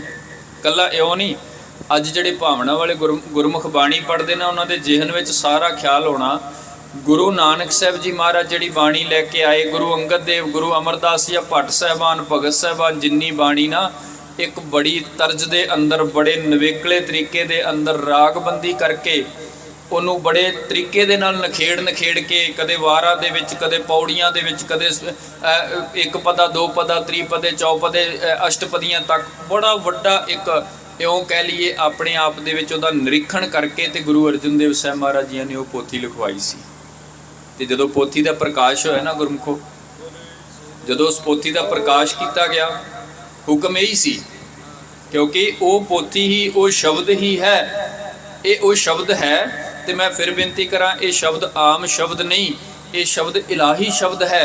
ਇਹ ਸ਼ਬਦ ਉਹ ਸ਼ਬਦ ਨਹੀਂ ਜਿਵੇਂ ਅਸੀਂ ਆਮ ਮਨੁੱਖ ਬੋਲਦੇ ਹੋਏ ਕਿਸੇ ਨੂੰ ਵੀ ਕੁਝ ਕਹਿ ਦਿੰਦੇ ਆ, ਕਿਉਂਕਿ ਗੁਰੂ ਨਾਨਕ ਸਾਹਿਬ ਮਹਾਰਾਜ ਜੀ ਨੇ ਜਦੋਂ ਵੀ ਇਹ ਸ਼ਬਦ ਦੀ ਪ੍ਰਮਾਣਿਕਤਾ ਸਾਨੂੰ ਦੱਸੀ, ਉਹਦੇ ਵਿੱਚ ਹੀ ਸ਼ਬਦ ਲਿਖ ਦਿੱਤੇ, ਜੈਸੀ ਮੈਂ ਆਵੈ ਖਸਮ ਕੀ ਬਾਣੀ ਤੈਸੜਾ ਕਰੀ ਗਿਆਨ ਵੇ ਲਾ ਲਓ। ਜਾਂ ਮੰਗਲ ਵਿੱਚ ਮੈਂ ਇੱਕ ਸ਼ਬਦ ਪੜ੍ਹਿਆ ਸੀ, ਗੁਰੂ ਅਰਜਨ ਦੇਵ ਸਾਹਿਬ ਮਹਾਰਾਜ ਕਹਿੰਦੇ ਨੇ, ਧੁਰ ਕੀ ਬਾਣੀ ਆਈ ਤਿਨ ਸਗਲੀ ਚਿੰਤ ਮਿਟਾਈ। ਇਹ ਉਹ ਸ਼ਬਦ ਨੇ ਜਿਹੜੇ ਸ਼ਬਦ ਉਸ ਅਨੁਭਵ ਤੋਂ ਪ੍ਰਗਟ ਹੋਏ ਨੇ। ਇਹ ਉਹ ਸ਼ਬਦ ਨੇ ਜਿਹੜੇ ਪਰਿਪੂਰਨ ਪਰਮਾਤਮਾ ਦੀ ਅਗੰਮੀ ਕਿਰਪਾ ਦੇ ਵਿੱਚੋਂ ਨਿਕਲੇ ਹੋਏ ਨੇ। ਇਹ ਮੈਂ ਤਾਂ ਕਹਿ ਰਿਹਾ ਕਿਉਂਕਿ ਗੁਰੂ ਨਾਨਕ ਸਾਹਿਬ ਮਹਾਰਾਜ ਜੀ ਨੇ ਇਹ ਸ਼ਬਦ ਗਾਏ ਨੇ, ਗੁਰੂ ਜੋਤ ਨੇ, ਭਗਤਾਂ ਨੇ ਸ਼ਬਦ ਗਾਏ ਨੇ। ਲੇਕਿਨ ਸੱਚ ਜਾਣੋ, ਇਤਿਹਾਸ ਪੜ੍ਹ ਕੇ ਜੋ ਸਾਨੂੰ ਪਤਾ ਲੱਗਦਾ ਹੈ, ਜਦੋਂ ਵੀ ਕਿਤੇ ਭਗਤਾਂ ਦੇ ਅੰਦਰ, ਗੁਰੂ ਸਾਹਿਬਾਨ ਜੀ ਦੇ ਅੰਦਰ ਜਾਂ ਭੱਟਾਂ ਦੇ ਅੰਦਰ ਇਹ ਸ਼ਬਦ ਪ੍ਰਗਟ ਹੋਇਆ, ਇਹ ਸ਼ਬਦ ਨਿਕਲਿਆ, ਇਹ ਸ਼ਬਦ ਉਤਪੰਨ ਹੋਇਆ ਜਾਂ ਇਹ ਸ਼ਬਦ ਦਾ ਉਤਾਰਾ ਹੋਇਆ, ਐਸੀ ਅਵਸਥਾ ਬਣ ਗਈ, ਉਹ ਆਪ ਹੀ ਕਹਿੰਦੇ ਨੇ ਵੀ ਸਾਨੂੰ ਤੇ ਪਤਾ ਹੀ ਨਹੀਂ ਅਸੀਂ ਕੀ ਬੋਲਦੇ ਪਏ। ਉਹ ਆਪ ਹੀ ਕਹਿੰਦੇ ਨੇ। ਬਾਬਾ ਨਾਨਕ ਸਾਹਿਬ ਜੀ ਬਾਣੀ ਵਿੱਚ ਕਿ ਗੁਰੂ ਅਰਜਨ ਦੇਵ ਮਹਾਰਾਜ ਕਹਿੰਦੇ ਨੇ, ਹਉ ਆਪੋ ਬੋਲਣਾ ਜਾਣਦਾ। ਇਹ ਮੇਰਾ ਬੋਲ ਹੀ ਨਹੀਂ ਹੈ। ਇਹ ਕਿਹਦਾ ਬੋਲ ਹੈ ਜੀ? ਫਿਰ ਇਹ ਕਿੱਥੋਂ ਆ ਰਿਹਾ ਹੈ? ਕਿਹਦਾ? ਇੱਕ ਸਵਾਲ ਬਣ ਜਾਏਗਾ ਜੀ ਜਦੋਂ ਕਿਤੇ ਇਸ ਪਾਸੇ ਆਪ ਖੋਜਣ ਨੂੰ ਤੁਰੋਗੇ। ਹਉ ਆਪੋ ਬੋਲਣਾ ਜਾਣਦਾ, ਮੈਂ ਕਹਿਆ ਸਭ ਹੁਕਮਾਓ ਜੀਓ। ਜੋ ਮੈਨੂੰ ਪਰਿਪੂਰਨ ਪਰਮਾਤਮਾ ਦੇ ਘਰੋਂ ਹੁਕਮ ਆ ਰਿਹਾ ਹੈ, ਜੋ ਉਸ ਇਲਾਹੀ ਅਨੁਭਵ ਦੇ ਵਿੱਚੋਂ ਮੇਰੇ ਪਾਸ ਬੋਲ ਆ ਰਿਹਾ, ਮੈਂ ਉਸ ਬੋਲ ਨੂੰ ਲਿਖ ਕੇ ਤੇ ਤੁਹਾਡੇ ਸਨਮੁਖ ਦੇ ਰਿਹਾ। ਤੇ ਮੈਂ ਅਖੀਰ ਵਿੱਚ ਫਿਰ ਬੇਨਤੀ ਕਰਾਂਗਾ ਗੁਰਮੁਖੋ, ਕਿਉਂਕਿ ਸਤਿਗੁਰਾਂ ਨੇ ਜੋ ਬਖਸ਼ਿਸ਼ ਸਾਡੇ ਉੱਪਰ ਕੀਤੀ ਹੈ ਨਾ, ਇਹ ਜੋ ਸ਼ਬਦ ਗੁਰੂ ਦੇ ਲੜ ਲਾਇਆ, ਤੇ ਸ਼ਬਦ ਗੁਰੂ ਬਾਬਾ ਕਬੀਰ ਜੀ ਨੇ ਬਾਣੀ ਵਿੱਚ ਇੱਥੋਂ ਤੱਕ ਗੱਲ ਕਹੀ ਹੈ ਵੀ ਇੱਦਾਂ ਨਹੀਂ ਹੈ ਜਿੱਦਾਂ ਅਸੀਂ ਸਮਝ ਰਹੇ ਹਾਂ। ਉਹਨਾਂ ਦਾ ਇੱਕ ਬੜਾ ਪਿਆਰਾ ਸ਼ਬਦ ਲਿਖਿਆ ਬਾਣੀ ਦੇ ਵਿੱਚ ਹੀ, ਉਹ ਕਹਿੰਦੇ ਨੇ, ਸ਼ਬਦ ਪ੍ਰਗਟ ਹੋਇਆ ਏਕ ਜੋਤ ਏਕਾ ਮਿਲੀ ਕਿੰਬਾ ਹੋਏ ਮਹੋਏ। ਇੱਕ ਜੋਤ ਪਰਮਾਤਮਾ ਦੇ ਨਾਲ ਮਿਲੀ, ਤੇ ਜਦੋਂ ਮਿਲਣ ਤੋਂ ਬਾਅਦ ਪਰਮਾਤਮਾ ਦੇ ਘਰੋਂ ਇਲਾਹੀ ਬੋਲ ਸੁਣੇ, ਉਹਨਾਂ ਨੇ ਪੋਥੀ ਵਿੱਚ ਲਿਖ ਕੇ ਸਾਨੂੰ ਇਹ ਗੁਰੂ ਗ੍ਰੰਥ ਸਾਹਿਬ ਮਹਾਰਾਜ ਜੀ ਦੇ ਵਿੱਚ ਦਰਜ ਕੀਤੇ ਗਏ। ਕਿੰਬਾ ਹੋਏ ਮਹੋਏ, ਨਾਲ ਹੀ ਕਹਿੰਦੇ ਨੇ, ਜਿਹੇ ਘਟ ਨਾਮ ਨਾ ਉਪਜੈ ਫੂਟ ਮਰੈ ਜਨ ਸੋਏ। ਕਿ ਜਿਸ ਘਟ ਦੇ ਵਿੱਚ ਇਹ ਸ਼ਬਦ ਪ੍ਰਗਟ ਨਹੀਂ ਨਾ ਹੋਇਆ, ਜਿਸ ਹਿਰਦੇ ਦੇ ਵਿੱਚ ਇਹ ਸ਼ਬਦ ਦੀ ਬਖਸ਼ਿਸ਼ ਨਹੀਂ ਮਿਲੀ, ਜਿਹੜਾ ਇਹ ਸ਼ਬਦ ਨੂੰ ਨਹੀਂ ਜਪਦਾ, ਮੈਂ ਸਿੱਧੇ ਸ਼ਬਦਾਂ 'ਚ ਕਹਾਂ, ਉਹ ਕਹਿੰਦੇ ਨੇ ਉਹਦਾ ਸੰਸਾਰ ਤੇ ਆਉਣਾ, ਸੰਸਾਰ 'ਚ ਰਹਿਣਾ ਕੋਈ ਵੱਡਾ ਲੇਖੇ ਵਿੱਚ ਨਹੀਂ ਜੇ। ਜੇ ਘਟ ਨਾਮ ਨਾ ਉਪਜੈ ਫੂਟ ਮਰਿਆ ਜਨ ਸੋਏ। ਅੱਗੇ ਕਹਿੰਦੇ ਨੇ, ਸਾਵਲ ਸੁੰਦਰ ਰਾਮਈਆ ਮੇਰਾ ਮਨ ਤਲਾਗਾ ਤੋਹੇ। ਕਿ ਇਹ ਸੋਹਣੇ ਰਾਮ ਜੀ, ਮੇਰਾ ਮਨ ਤੇਰੇ ਨਾਲ ਜੁੜ ਗਿਆ। ਅੱਗੇ ਉਹ ਲਿਖਦੇ ਨੇ, ਸਾਧ ਮਿਲੈ ਸਿੱਧ ਪਾਈਐ ਕਿ ਇਹ ਜੋਗ ਕੇ ਭੋਗ, ਦੋਹ ਮਿਲ ਕਾਰਜ ਉਪਜੈ ਰਾਮ ਨਾਮ ਸੰਜੋਗ। ਸਾਧ ਤੋਂ ਭਾਵ ਹੈ ਇੱਕ ਗੁਰੂ ਪੂਰਾ ਮਿਲ ਜਾਏ ਤੇ ਇੱਕ ਉਹਦੀ ਕਿਰਪਾ ਵਰਤੇ। ਕਿਉਂਕਿ ਪੂਰਾ ਗੁਰੂ ਤੇ ਚਲੋ ਸਾਨੂੰ ਮਿਲਿਆ, ਅਸੀਂ ਹਰ ਸਿੱਖ ਜਿੰਨੇ ਵੀ ਅਸੀਂ ਹਾਂ ਸਾਰੇ ਗੁਰੂ ਦੇ ਚਰਨਾਂ 'ਚ ਮੱਥਾ ਟੇਕਦੇ ਹਾਂ, ਪਰੰਤੂ ਬਖਸ਼ਿਸ਼ ਨਹੀਂ ਮਿਲ ਰਹੀ। ਕਿਉਂ ਨਹੀਂ ਮਿਲ ਰਹੀ? ਕਿਉਂਕਿ ਮੱਥਾ ਟੇਕਣ ਤੋਂ ਅਲੱਗਾ ਕੋਈ ਵਿਰਲਾ ਹੀ ਹੈ ਜਿਹੜਾ ਸ੍ਰੀ ਗੁਰੂ ਗ੍ਰੰਥ ਸਾਹਿਬ ਮਹਾਰਾਜ ਜੀ ਨੂੰ ਪ੍ਰਕਾਸ਼ ਕਰਕੇ ਤੇ ਜਾਣਨ ਦਾ ਯਤਨ ਕਰਦਾ ਵੀ ਅੱਜ ਘੱਟੋ ਘੱਟ ਦਾਤਾ ਜੀ ਨੇ ਹੁਕਮ ਕੀ ਦਿੱਤਾ, ਤੇ ਜਿਹੜਾ ਹੁਕਮ ਦਿੱਤਾ ਉਹਦੇ ਵਿੱਚ ਸ਼ਬਦ ਕੀ ਆਇਆ, ਉਹਦੇ ਵਿੱਚ ਬੋਲਿਆ ਕੀ ਹੈ ਮਹਾਰਾਜ ਨੇ। ਕਿਉਂਕਿ ਜਦੋਂ ਤੱਕ ਅਸੀਂ ਬੋਲ ਤੱਕ ਪਹੁੰਚਦੇ ਨਹੀਂ ਨਾ ਗੁਰਮੁਖੋ, ਜਦੋਂ ਤੱਕ ਸਾਡੀ ਪਹੁੰਚ ਉਸ ਬੋਲ ਤੱਕ ਨਹੀਂ ਹੁੰਦੀ, ਸੱਚ ਜਾਣੋ ਅਸੀਂ ਉਹ ਅਗੰਮੀ ਕਿਰਪਾ ਨੂੰ, ਉਸ ਅਗੰਮੀ ਬਖਸ਼ਿਸ਼ ਨੂੰ ਮਾਨ ਨਹੀਂ ਸਕਦੇ। ਮਹਾਰਾਜ ਕਹਿੰਦੇ ਨੇ, ਸਾਧ ਮਿਲੈ ਸਿੱਧ ਪਾਈਐ। ਪੂਰਾ ਗੁਰੂ ਮਿਲੇ, ਉਹਦੇ ਤੋਂ ਜੁਗਤ ਮਿਲਦੀ ਹੈ। ਜੁਗਤ ਦੇ ਨਾਲ ਫਿਰ ਮਨੁੱਖ ਉਦਮ ਕਰਦਾ ਕਿ ਇਹ ਜੋਗ ਕੇ ਭੋਗ, ਬਾਕੀ ਦੀਆਂ ਗੱਲਾਂ ਸਭ ਤਿਆਗ ਦਿਓ। ਬਾਕੀ ਜੋ ਵੀ ਕਿਹਾ ਜਾਂਦਾ ਨਾ ਕਿਸੇ ਵੱਲੋਂ ਇੱਧਰੋਂ, ਕਿਉਂਕਿ ਅਸੀਂ ਕੇਵਲ ਤੇ ਕੇਵਲ ਸ੍ਰੀ ਗੁਰੂ ਗ੍ਰੰਥ ਸਾਹਿਬ ਮਹਾਰਾਜ ਜੀ ਦੀ ਬਾਤ ਮੰਨਣੀ ਹੈ। ਜੇ ਸਿੱਖ ਹਾਂ ਨਾ, ਮੈਂ ਤਾਂ ਬੇਨਤੀ ਕਰਾਂਗਾ ਪ੍ਰਣ ਕਰ ਲਈਏ, ਜੇ ਸਿੱਖ ਹਾਂ ਤੇ ਕੇਵਲ ਗੁਰੂ ਗ੍ਰੰਥ ਸਾਹਿਬ ਮਹਾਰਾਜ ਜੀ ਦੇ ਸ਼ਬਦ ਤੋਂ ਅਗਵਾਈ ਲੈਣੀ ਹੈ। ਸਾਧ ਮਿਲੈ ਸਿੱਧ ਪਾਈਏ ਕਿ ਜੋਗ ਕੇ ਭੋਗ, ਦੋਹ ਮਿਲ ਕਾਰਜ ਉਪਜੈ ਰਾਮ ਨਾਮ ਸੰਜੋਗ। ਹੁਣ ਇਹਦੇ ਵਿੱਚ ਭਗਤ ਕਬੀਰ ਜੀ ਕਹਿੰਦੇ ਨੇ, ਜਦੋਂ ਕਿਤੇ ਦੋਵੇਂ ਜੁੜ ਜਾਂਦੇ ਨੇ, ਇੱਕ ਸ਼ਬਦ ਹੋਵੇ, ਇੱਕ ਪੂਰੇ ਦੀ ਕਿਰਪਾ ਸ਼ਬਦ ਦੀ ਬਖਸ਼ਿਸ਼ ਹੋਵੇ, ਤੇ ਮਨੁੱਖ ਦਾ ਅੰਤਰਾਤਮਾ ਉਸ ਪਰਮਾਤਮਾ ਵਿੱਚ ਜੁੜ ਜਾਵੇ, ਫਿਰ ਅੱਗੇ ਕਹਿੰਦੇ ਨੇ ਬਾਕੀ ਦੀ ਤਾਂ ਗੱਲ ਹੀ ਛੱਡੋ। ਉੱਥੇ ਜਿਹੜਾ ਰੰਗ ਵਰਸਦਾ ਨਾ ਗੁਰਮੁਖੋ, ਉੱਥੇ ਜਿਹੜੀ ਕਿਰਪਾ ਵਰਸਦੀ ਹੈ, ਗੁਰੂ ਨਾਨਕ ਸਾਹਿਬ ਕਹਿੰਦੇ ਨੇ, ਜਿਨ੍ਹੇ ਇਹ ਸਵਾਦ ਜ਼ਿੰਦਗੀ ਦੇ ਵਿੱਚ ਚੱਖ ਲਿਆ, ਸੱਚ ਜਾਣੋ ਉਹਦੇ ਜੀਵਨ ਦੀ ਯਾਤਰਾ ਸਫਲ ਹੋ ਗਈ। ਸੱਚ ਜਾਣੋ ਅਸਲ ਟਿਕਾਣੇ ਤੇ ਪਹੁੰਚ ਗਿਆ। ਸਾਧ ਮਿਲੈ ਸਿੱਧ ਪਾਈਏ ਕਿ ਜੋਗ ਕੇ ਭੋਗ, ਦੋਹ ਮਿਲ ਕਾਰਜ ਉਪਜੈ ਰਾਮ ਨਾਮ ਸੰਜੋਗ। ਅਸਲ ਵਿੱਚ ਰਾਮ ਦੇ ਨਾਮ ਦਾ ਸੰਜੋਗ ਉਸੇ ਗੁਰਮੁਖ ਨੂੰ ਉਦੋਂ ਹੀ ਪ੍ਰਾਪਤ ਹੁੰਦਾ ਜਦੋਂ ਪੂਰੇ ਗੁਰੂ ਦੇ ਸ਼ਬਦ ਦੇ ਨਾਲ ਸੁਰਤ ਨੂੰ ਜੋੜ ਕੇ ਬਹਿ ਜਾਂਦਾ ਵੀ ਹੁਣ ਦਾਤਾ ਤੂੰ ਹੀ ਕਿਰਪਾ ਕਰ। ਅੱਗੇ ਉਹ ਕਹਿੰਦੇ ਨੇ, ਲੋਕ ਜਾਣੈ ਇਹ ਗੀਤ ਹੈ। ਕਿਉਂਕਿ ਇਹ ਉਹਨਾਂ ਨੇ ਬੜੀ ਵੱਡੀ ਗੱਲ ਕੀਤੀ ਹੈ। ਵੈਸੇ ਇਹਦੇ ਵਿੱਚ ਸਾਡੀ ਸਾਰਿਆਂ ਦੀ ਸੁਰਤੀ ਲੈ ਆਂਦੀ ਹੈ ਜੀ ਉਹਨਾਂ ਨੇ। ਲੋਕ ਜਾਣੈ ਇਹ ਗੀਤ ਹੈ, ਤੇ ਅਸੀਂ ਕੀ ਜਾਣ ਰਹੇ ਹਾਂ ਜੀ? ਵੇਖੋ, ਅਸੀਂ ਪ੍ਰਕਾਸ਼ ਮਨਾ ਰਹੇ ਹਾਂ। ਮੈਂ ਫਿਰ ਬੇਨਤੀ ਕਰਾਂਗਾ, ਮੈਂ ਕੱਲ੍ਹ ਵੀ ਇੱਕ ਥਾਂ 'ਤੇ ਬੇਨਤੀ ਕੀਤੀ ਹੈ ਅਸੀਂ ਪ੍ਰਕਾਸ਼ ਮਨਾ ਰਹੇ ਹਾਂ, ਲੇਕਿਨ ਪ੍ਰਕਾਸ਼ ਹੋਇਆ ਕਿੱਦਾਂ ਹੈ ਤੇ ਪ੍ਰਕਾਸ਼ ਦੇ ਵਿੱਚ ਦਿਸਦਾ ਕੀ ਹੁੰਦਾ ਹੈ? ਆਪਾਂ ਇੱਥੇ ਬੈਠੇ ਆ ਨਾ ਗੁਰਮੁਖੋ, ਆ ਸਾਰੀ ਲਾਈਟ ਬੰਦ ਕਰ ਦਿਓ, ਇੱਕਦਮ ਟੋਟਲ ਡੈਮੇਜ। ਫਿਰ ਵੇਖੋ ਕੀ ਸੁੱਝਦਾ, ਕਿਹੜਾ ਰਸਤਾ ਮਿਲੇਗਾ ਸਾਨੂੰ, ਕਿੱਦਾਂ ਨਿਕਲਾਂਗੇ ਇੱਥੋਂ ਤੱਕ। ਦੂਜਾ ਤੇ ਦਿਸਣਾ ਕੀ ਹੈ? ਆਪਣੀ ਪਛਾਣ ਗਵਾਚ ਜਾਏਗੀ। ਤੇ ਉਹ ਕੁਝ ਸਾਡੇ ਨਾਲ ਹੋ ਰਿਹਾ ਗੁਰਮੁਖੋ। ਦੂਜੇ ਨੂੰ ਤਾਂ ਦੇਖਣਾ ਹੀ ਕੀ ਹੈ? ਜਦੋਂ ਸਾਰਾ ਟੋਟਲ ਹਨੇਰਾ ਛਾ ਗਿਆ, ਲਾਈਟ ਬੰਦ ਹੋ ਗਈ, ਸਾਡੀ ਦੂਜੇ ਦੀ ਤਾਂ ਪਛਾਣ ਕੀ ਹੋਣੀ ਹੈ? ਗੁਰੂ ਨਾਨਕ ਸਾਹਿਬ ਕਹਿੰਦੇ ਨੇ ਆਪਣੀ ਗਵਾਚੇਗੀ। ਤੇ ਉਹੀ ਕੁਝ, ਕਿਉਂਕਿ ਸ਼ਬਦ ਦਾ ਪ੍ਰਕਾਸ਼ ਜਿੱਥੇ ਹੈ, ਅਸਲ ਵਿੱਚ ਮਨੁੱਖ ਨੂੰ ਆਪਣੀ ਆਪੇ ਦੀ ਪਹਿਚਾਣ ਉੱਥੇ ਹੀ ਹੁੰਦੀ ਹੈ। ਤੇ ਜੇ ਪ੍ਰਕਾਸ਼ ਗਵਾਚ ਗਿਆ, ਮੈਂ ਪਹਿਲੇ ਬੇਨਤੀ ਕੀਤੀ, ਗੁਰੂ ਦੇ ਅਰਥ ਹੀ ਉਹ ਨੇ, ਪ੍ਰਕਾਸ਼, ਹਨੇਰੇ ਤੋਂ ਪ੍ਰਕਾਸ਼ ਵੱਲ ਲੈ ਕੇ ਜਾਣਾ। ਹੁਣ ਅਸੀਂ ਪ੍ਰਕਾਸ਼ ਮਨਾ ਰਹੇ ਹਾਂ, ਲੇਕਿਨ ਸੱਚ ਜਾਣੋ ਪ੍ਰਕਾਸ਼ ਤੱਕ ਪਹੁੰਚ ਨਹੀਂ ਕਰ ਰਿਹਾ, ਪ੍ਰਕਾਸ਼ ਦੀ ਬਖਸ਼ਿਸ਼ ਨਹੀਂ ਲੈ ਰਿਹਾ। ਬਾਬਾ ਕਬੀਰ ਜੀ ਕਹਿੰਦੇ ਨੇ, ਆਮ ਲੋਕਾਈ ਦੀ ਮਾਨਸਿਕਤਾ ਪਤਾ ਕੀ ਬਣ ਗਈ ਹੈ? ਲੋਕ ਜਾਣਾ ਇਹ ਗੀਤ ਹੈ, ਪੜ੍ਹ ਲਿਆ, ਸੁਣ ਲਿਆ, ਚਲੋ ਜੀ ਅਖੰਡ ਪਾਠ ਵੀ ਰਖਾ ਲਿਆ, ਸਹਿਜ ਪਾਠ ਵੀ ਕਰ ਲਿਆ। ਨਹੀਂ, ਮੈਂ ਬੇਨਤੀ ਕਰਾਂਗਾ ਦੋਨੋਂ ਹੱਥ ਜੋੜ ਕੇ ਗੁਰਮੁਖੋ ਸ਼ਬਦ ਨੂੰ ਚੀਨ ਕੇ ਵੇਖੋ। ਚੀਨਣ ਤੋਂ ਭਾਵ ਹੈ ਗੁਰਬਾਣੀ 'ਚੋਂ ਆਪ ਇੱਕ ਸ਼ਬਦ ਲੈ ਲਓ, ਬਹੁਤਾ ਨਹੀਂ ਮੈਂ ਕਹਿੰਦਾ, ਨੇਮ ਬਣਾ ਲਓ, ਕਿਉਂਕਿ ਇਹ ਗੁਰਮੁਖਾਂ ਦੇ ਜੋ ਜੀਵਨੀਆਂ ਨੇ ਨਾ, ਉਹਨਾਂ 'ਚੋਂ ਸਾਨੂੰ ਮਿਲਦਾ ਹੈ। ਜਦੋਂ ਅਸੀਂ ਭਗਤ ਮਾਲ ਜਾਂ ਹੋਰ ਗੁਰਮੁਖਾਂ ਦੀ ਜੀਵਨੀ ਪੜ੍ਹਦੇ ਹਾਂ ਨਾ, ਉਹਨਾਂ 'ਚੋਂ ਸਾਨੂੰ ਮਿਲਦਾ ਇੱਦਾਂ ਸਾਧਨਾ ਕਰਦੇ ਸਨ। ਇੱਕ ਸ਼ਬਦ ਲੈ ਲਓ। ਵੈਸੇ ਤਾਂ ਸਾਡੇ ਉੱਪਰ ਬਖਸ਼ਿਸ਼ ਹੈ, ਸਾਨੂੰ ਰੋਜ਼ ਇੱਕ ਹੁਕਮਨਾਮਾ ਮਿਲ ਹੀ ਜਾਂਦਾ ਬਾਣੀ 'ਚ। ਤੇ ਜੇ ਕਿਤੇ ਟੇਕੇ ਆਪ ਇੱਕ ਹੁਕਮ ਨੂੰ 24 ਘੰਟੇ ਕਮਾ ਲਓਗੇ ਨਾ, ਸੱਚ ਜਾਣੋ ਸ਼ਬਦ ਫਿਰ ਵੀ ਆਪਣੀ ਕਿਰਪਾ ਵਰਤਾ ਦੇਗਾ। ਹੁਕਮ ਹੈ ਸਾਡੇ ਲਈ, ਕਿਉਂਕਿ 24 ਘੰਟਿਆਂ ਤੋਂ ਬਾਅਦ ਅਗਲੇ ਦਿਨ ਫਿਰ ਸਵੇਰੇ ਗੁਰੂ ਗ੍ਰੰਥ ਸਾਹਿਬ ਜੀ ਕੀ ਬਾਣੀ ਪ੍ਰਕਾਸ਼ ਹੁੰਦੀ ਹੈ। ਹੁਕਮ ਫਿਰ ਬਦਲ ਕੇ ਆਉਂਦਾ। ਫਿਰ ਉਹ ਭਾਵੇਂ ਕੋਈ ਵੀ ਸ਼ਬਦ ਆਵੇ, ਆਧਾਰ ਬਣਾ ਕੇ ਉਹਨੂੰ ਬਿਲਕੁਲ ਐਨ ਉਹਦੀ ਗਹਿਰਾਈ ਤੱਕ ਜਾਣਨ ਦਾ ਯਤਨ ਕਰੋ ਵੀ ਇਹਦੇ ਵਿੱਚ ਬਖਸ਼ਿਸ਼ ਕੀ ਦੇ ਰਹੇ ਨੇ ਮਹਾਰਾਜ ਸਾਨੂੰ। ਲੇਕਿਨ ਸਾਡਾ ਸਿਧਾਂਤ ਕੀ ਕਹਿ ਰਿਹਾ, ਸਾਡੀ ਮਾਨਸਿਕਤਾ ਕੀ ਕਹਿ ਰਹੀ ਹੈ? ਲੋਕ ਜਾਣਾ ਇਹ ਗੀਤ ਹੈ। ਬਾਬਾ ਜੀ ਕਹਿੰਦੇ ਨੇ, ਇਹ ਤੋਂ ਬ੍ਰਹਮ ਵਿਚਾਰ ਜੋ ਕਾਸ਼ੀ ਉਪਦੇਸ਼ ਹੋਏ ਮਾਨਸ ਮਰਤੀ ਬਾਰ। ਇੱਕ ਸਮਾਂ ਸੀ ਜਦੋਂ ਕਿਹਾ ਜਾਂਦਾ ਸੀ ਵੀ ਕਾਸ਼ੀ ਜਿਹੜਾ ਉਪਦੇਸ਼ ਲਵੇਗਾ ਉਹ ਮਨੁੱਖ ਮੁਕਤ ਹੋਵੇਗਾ। ਗੁਰੂ ਅਰਜਨ ਦੇਵ ਸਾਹਿਬ ਮਹਾਰਾਜ ਜੀ ਨੇ ਕਿਰਪਾ ਕੀਤੀ, ਕਹਿ ਲਗੇ ਕਾਸ਼ੀ ਕਿੱਥੇ, ਕਿਹੜਾ ਗਿਆ ਕਾਸ਼ੀ, ਕਿੰਨੇ ਵੇਖਣੀ ਹੈ? ਅਸੀਂ ਐਸੀ ਕਿਰਪਾ ਕਰਾਂਗੇ ਹਰ ਨਗਰ ਦੇ ਵਿੱਚ ਹੀ ਕਾਸ਼ੀ ਹੋਵੇਗੀ। ਜਿਹੜਾ ਆ ਕੇ ਗੁਰੂ ਗ੍ਰੰਥ ਸਾਹਿਬ ਮਹਾਰਾਜ ਜੀ ਕੇ ਦਰਸ਼ਨ ਕਰੇਗਾ, ਸ਼ਬਦ ਪੜ੍ਹੇਗਾ, ਜਿੱਦਾਂ ਕਾਸ਼ੀ ਵਿੱਚ ਉਪਦੇਸ਼ ਹੋਣ ਵਾਲਾ ਮੰਨਿਆ ਜਾਂਦਾ ਵੀ ਉਹ ਮੁਕਤ ਹੈ, ਗੁਰੂ ਨਾਨਕ ਸਾਹਿਬ ਮਹਾਰਾਜ ਜੀ ਕੇ ਸ਼ਬਦ ਪੜ੍ਹਨ ਵਾਲਾ ਵੀ ਗੁਰਮੁਖੋਂ ਮੁੱਕ ਜੇ। ਇਸ ਲਈ ਅਖੀਰ ਤੇ ਮੈਂ ਬੇਨਤੀ ਕਰਾਂਗਾ, ਸ਼ਬਦ ਦੇ ਅੰਦਰ ਬੜੀ ਵੱਡੀ ਬਖਸ਼ਿਸ਼ ਹੈ। ਸ਼ਬਦ ਦੇ ਅੰਦਰ ਬੜੀ ਵੱਡੀ ਬਖਸ਼ਿਸ਼ ਹੈ। ਮੈਨੂੰ ਭਾਈ ਸਾਹਿਬ ਜੀ ਨੇ ਕਿਹਾ ਸੀ ਸ਼ਬਦ ਗੁਰੂ, ਸ਼ਬਦ ਦੀ ਜਿਹੜੀ ਵਿਆਖਿਆ ਨਾ, ਮੈਂ ਤਾਂ ਕੇਵਲ ਸੰਖੇਪ ਵਿੱਚ ਟੂਕ ਮਾਤਰ ਸਮਝਿਓ, ਕਿਉਂਕਿ ਇੰਨੇ ਸਮੇਂ ਦੇ ਵਿੱਚ ਐਡਾ ਵੱਡਾ ਸਬਜੈਕਟ ਖੋਲ੍ਹਣਾ ਬੜਾ ਮੁਸ਼ਕਲ ਹੈ। ਟੂਕ ਮਾਤਰ ਇੰਨੀ ਕੁ ਸੇਵਾ ਜੋ ਮੈਨੂੰ ਦਿੱਤੀ ਹੈ, ਆਪ ਸੰਗਤਾਂ ਦੀ ਕੀਤੀ ਹੈ, ਯਤਨ ਕਰਿਓ। ਮੈਂ ਅਖੀਰ ਤੇ ਫਿਰ ਬੇਨਤੀ ਕਰਾਂਗਾ, ਇੱਕ ਨੇਮ ਬਣਾ ਲਓ ਜ਼ਿੰਦਗੀ ਦਾ। ਇੱਕ ਹੁਕਮਨਾਮਾ ਸਾਨੂੰ ਰੋਜ਼ ਮਿਲਦਾ ਹੈ, ਸਵੇਰੇ ਕੋਈ 10 ਮਿੰਟ ਕੱਢ ਕੇ ਉਸ ਹੁਕਮਨਾਮੇ ਦੀ ਵਿਚਾਰ ਕਰਿਆ ਕਰੋ ਵੀ ਇਸ ਹੁਕਮਨਾਮੇ ਦੇ ਵਿੱਚ ਗੁਰੂ ਸਾਹਿਬਾਨ, ਭਗਤ ਸਾਹਿਬਾਨ ਸਾਨੂੰ ਕਹਿ ਕੀ ਰਹੇ ਨੇ, ਕੀ ਬੋਲ ਰਹੇ ਨੇ, ਕੀ ਬਖਸ਼ਿਸ਼ ਕੀ ਦੇ ਰਹੇ ਨੇ। ਮੈਂ ਤੇ ਅੱਜ ਵੀ ਸਵੇਰੇ ਹੁਕਮਨਾਮੇ ਦੀ ਵਿਚਾਰ ਕਰ ਰਿਹਾ ਸੀ। ਗੁਰਦੁਆਰਾ ਧਮਧਾਨ ਸਾਹਿਬ ਦੀ ਧਰਤੀ ਤੇ ਦਾਸ ਦੀ ਸੇਵਾ ਹੈ। ਗੁਰੂ ਰਾਮਦਾਸ ਸਾਹਿਬ ਮਹਾਰਾਜ ਜੀ ਦਾ ਸ਼ਬਦ ਆਇਆ, ਇੱਛਾ ਪੂਰਕ ਸਰਬ ਸੁਖ ਦਾਤਾ ਹਰ ਜਾ ਕੇ ਵਾਸੈ ਕਾਮ ਤੇ ਨਾ, ਸੋ ਐਸਾ ਹਰ ਧਿਆਈਐ ਮੇਰੇ ਜਿਹੜੇ ਤਾਂ ਸਰਬ ਸੁਖ ਪਾਵੇ। ਮੇਰੇ ਮਨ ਸਵਾਲ ਬਣਦਾ ਸੀ ਵੀ ਇੱਛਾਵਾਂ ਤੂੰ ਪੂਰੀਆਂ ਕਰ ਦੇਣਾ, ਸਾਰੇ ਸੁੱਖ ਦੇ ਦੇਣਾ, ਸਭ ਕੁਝ ਸਾਡੀ ਝੋਲੀ ਪਾ ਦੇਣਾ, ਪਰੰਤੂ ਸੰਭਵ ਕਿਵੇਂ ਹੁੰਦਾ? ਰਹਾਉ ਕੀਆਂ ਭਗਤੀਆਂ ਕਹਿ ਰਹੀਆਂ ਸਨ, ਜਪ ਮਾਨਾ ਸਤਨਾਮ ਸਦਾ ਸਤਨਾਮ। ਬਸ ਇੱਥੇ ਗੱਲ ਮੁੱਕ ਗਈ, ਇੱਥੇ ਸਾਰਾ ਨਿਸਤਾਰਾ ਹੋ ਗਿਆ।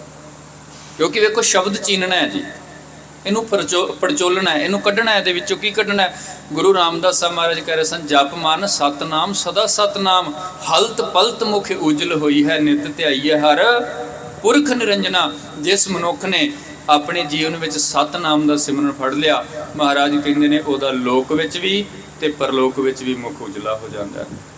ਬਾਬਾ ਨਾਨਕ ਜੀ ਦੇ ਅਸੀਂ ਸ਼ਬਦ ਪੜ੍ਹਦੇ ਹਾਂ, ਜਿਨੀ ਨਾਮ ਧਿਆਇਆ ਗਏ ਮਸ਼ੱਕਤ ਘਾਲ, ਨਾਨਕ ਤੇ ਮੁਖ ਉਜਲੇ ਕੀਤੀ ਛੁੱਟੀ ਨਾਲ। ਗੁਰਦੇਵ ਰਹਿਮਤ ਕਰਨ ਭਾਈ ਸਾਹਿਬ ਜੀ ਹੋਰਾਂ ਨੇ ਵਿਸ਼ੇਸ਼ ਉਦਮ ਕੀਤਾ ਹੈ, ਸੱਦਾ ਦਿੱਤਾ ਸੀ। ਜਿੰਨਾ ਕੁ ਸਮਾਂ ਆਪ ਸੰਗਤ ਦੀ ਸੇਵਾ ਲੱਗੀ ਸੀ, ਸਤਿਗੁਰੂ ਜੀ ਨੇ ਰਹਿਮਤ ਕੀਤੀ ਹੈ, ਯਤਨ ਕੀਤਾ ਹੈ। ਇੰਨੀਆਂ ਕੁ ਬਿਨਤੀਆਂ ਪ੍ਰਵਾਨ ਕਰਿਓ ਜੇ ਵਿਚਾਰਾਂ ਕਰਦੇ ਹਾਂ, ਬਾਣੀ ਪੜ੍ਹਦੇ ਹਾਂ, ਸ਼ਬਦ ਦਾ ਸਿਧਾਂਤ ਬੇਅੰਤ ਤਰ੍ਹਾਂ ਦੀਆਂ ਭੁੱਲਾਂ ਹੋ ਜਾਂਦੀਆਂ ਨੇ। ਮੱਤ ਛੋਟੀ ਹੈ, ਗੁਰੂ ਕੀ ਵਡਿਆਈ ਬੜੀ ਮਹਾਨ ਹੈ। ਸੋ ਇੱਥੇ ਹੀ ਸਮਾਪਤੀ ਹੈ। ਆਉਣ ਵਾਲੇ ਪ੍ਰੋਗਰਾਮ ਆਓ ਭਾਈ ਸਾਹਿਬ ਜੀ ਹੋਰਾਂ ਪਾਸੋਂ ਸਰਵਣ ਕਰੀਏ ਜੀ, ਗੁਰੂ ਫਤਿਹ ਨਾਲ ਸਾਂਝ ਪਾਈਏ, ਫਤਿਹ ਦੇ ਸਿਮਰਨ 'ਚ ਜੁੜੀਏ, ਰਸਨਾ ਪਵਿੱਤਰ ਕਰਨੀ। ਵਾਹਿਗੁਰੂ ਜੀ ਕਾ ਖਾਲਸਾ, ਵਾਹਿਗੁਰੂ ਜੀ ਕੀ ਫਤਿਹ। ਵਾਹਿਗੁਰੂ ਜੀ ਕਾ ਖਾਲਸਾ ਵਾਹਿਗੁਰੂ ਜੀ ਕੀ ਫਤਿਹ। ਇਹ ਸਨ ਭਾਈ ਸਾਹਿਬ ਭਾਈ ਚਰਨਜੀਤ ਸਿੰਘ ਜੀ ਧਮਤਾਨ ਸਾਹਿਬ ਕਥਾਵਾਚਕ, ਜਿਨ੍ਹਾਂ ਨੇ ਬੜੇ ਹੀ ਸੋਹਣੇ ਢੰਗ ਨਾਲ ਸਾਨੂੰ ਸਮਝਾਉਣ ਦੀ ਕੋਸ਼ਿਸ਼ ਕੀਤੀ, ਜਿਸ ਨੂੰ ਬਖਸ਼ੇ ਸਿਫਤ ਸਲਾਹ ਨਾਨਕ।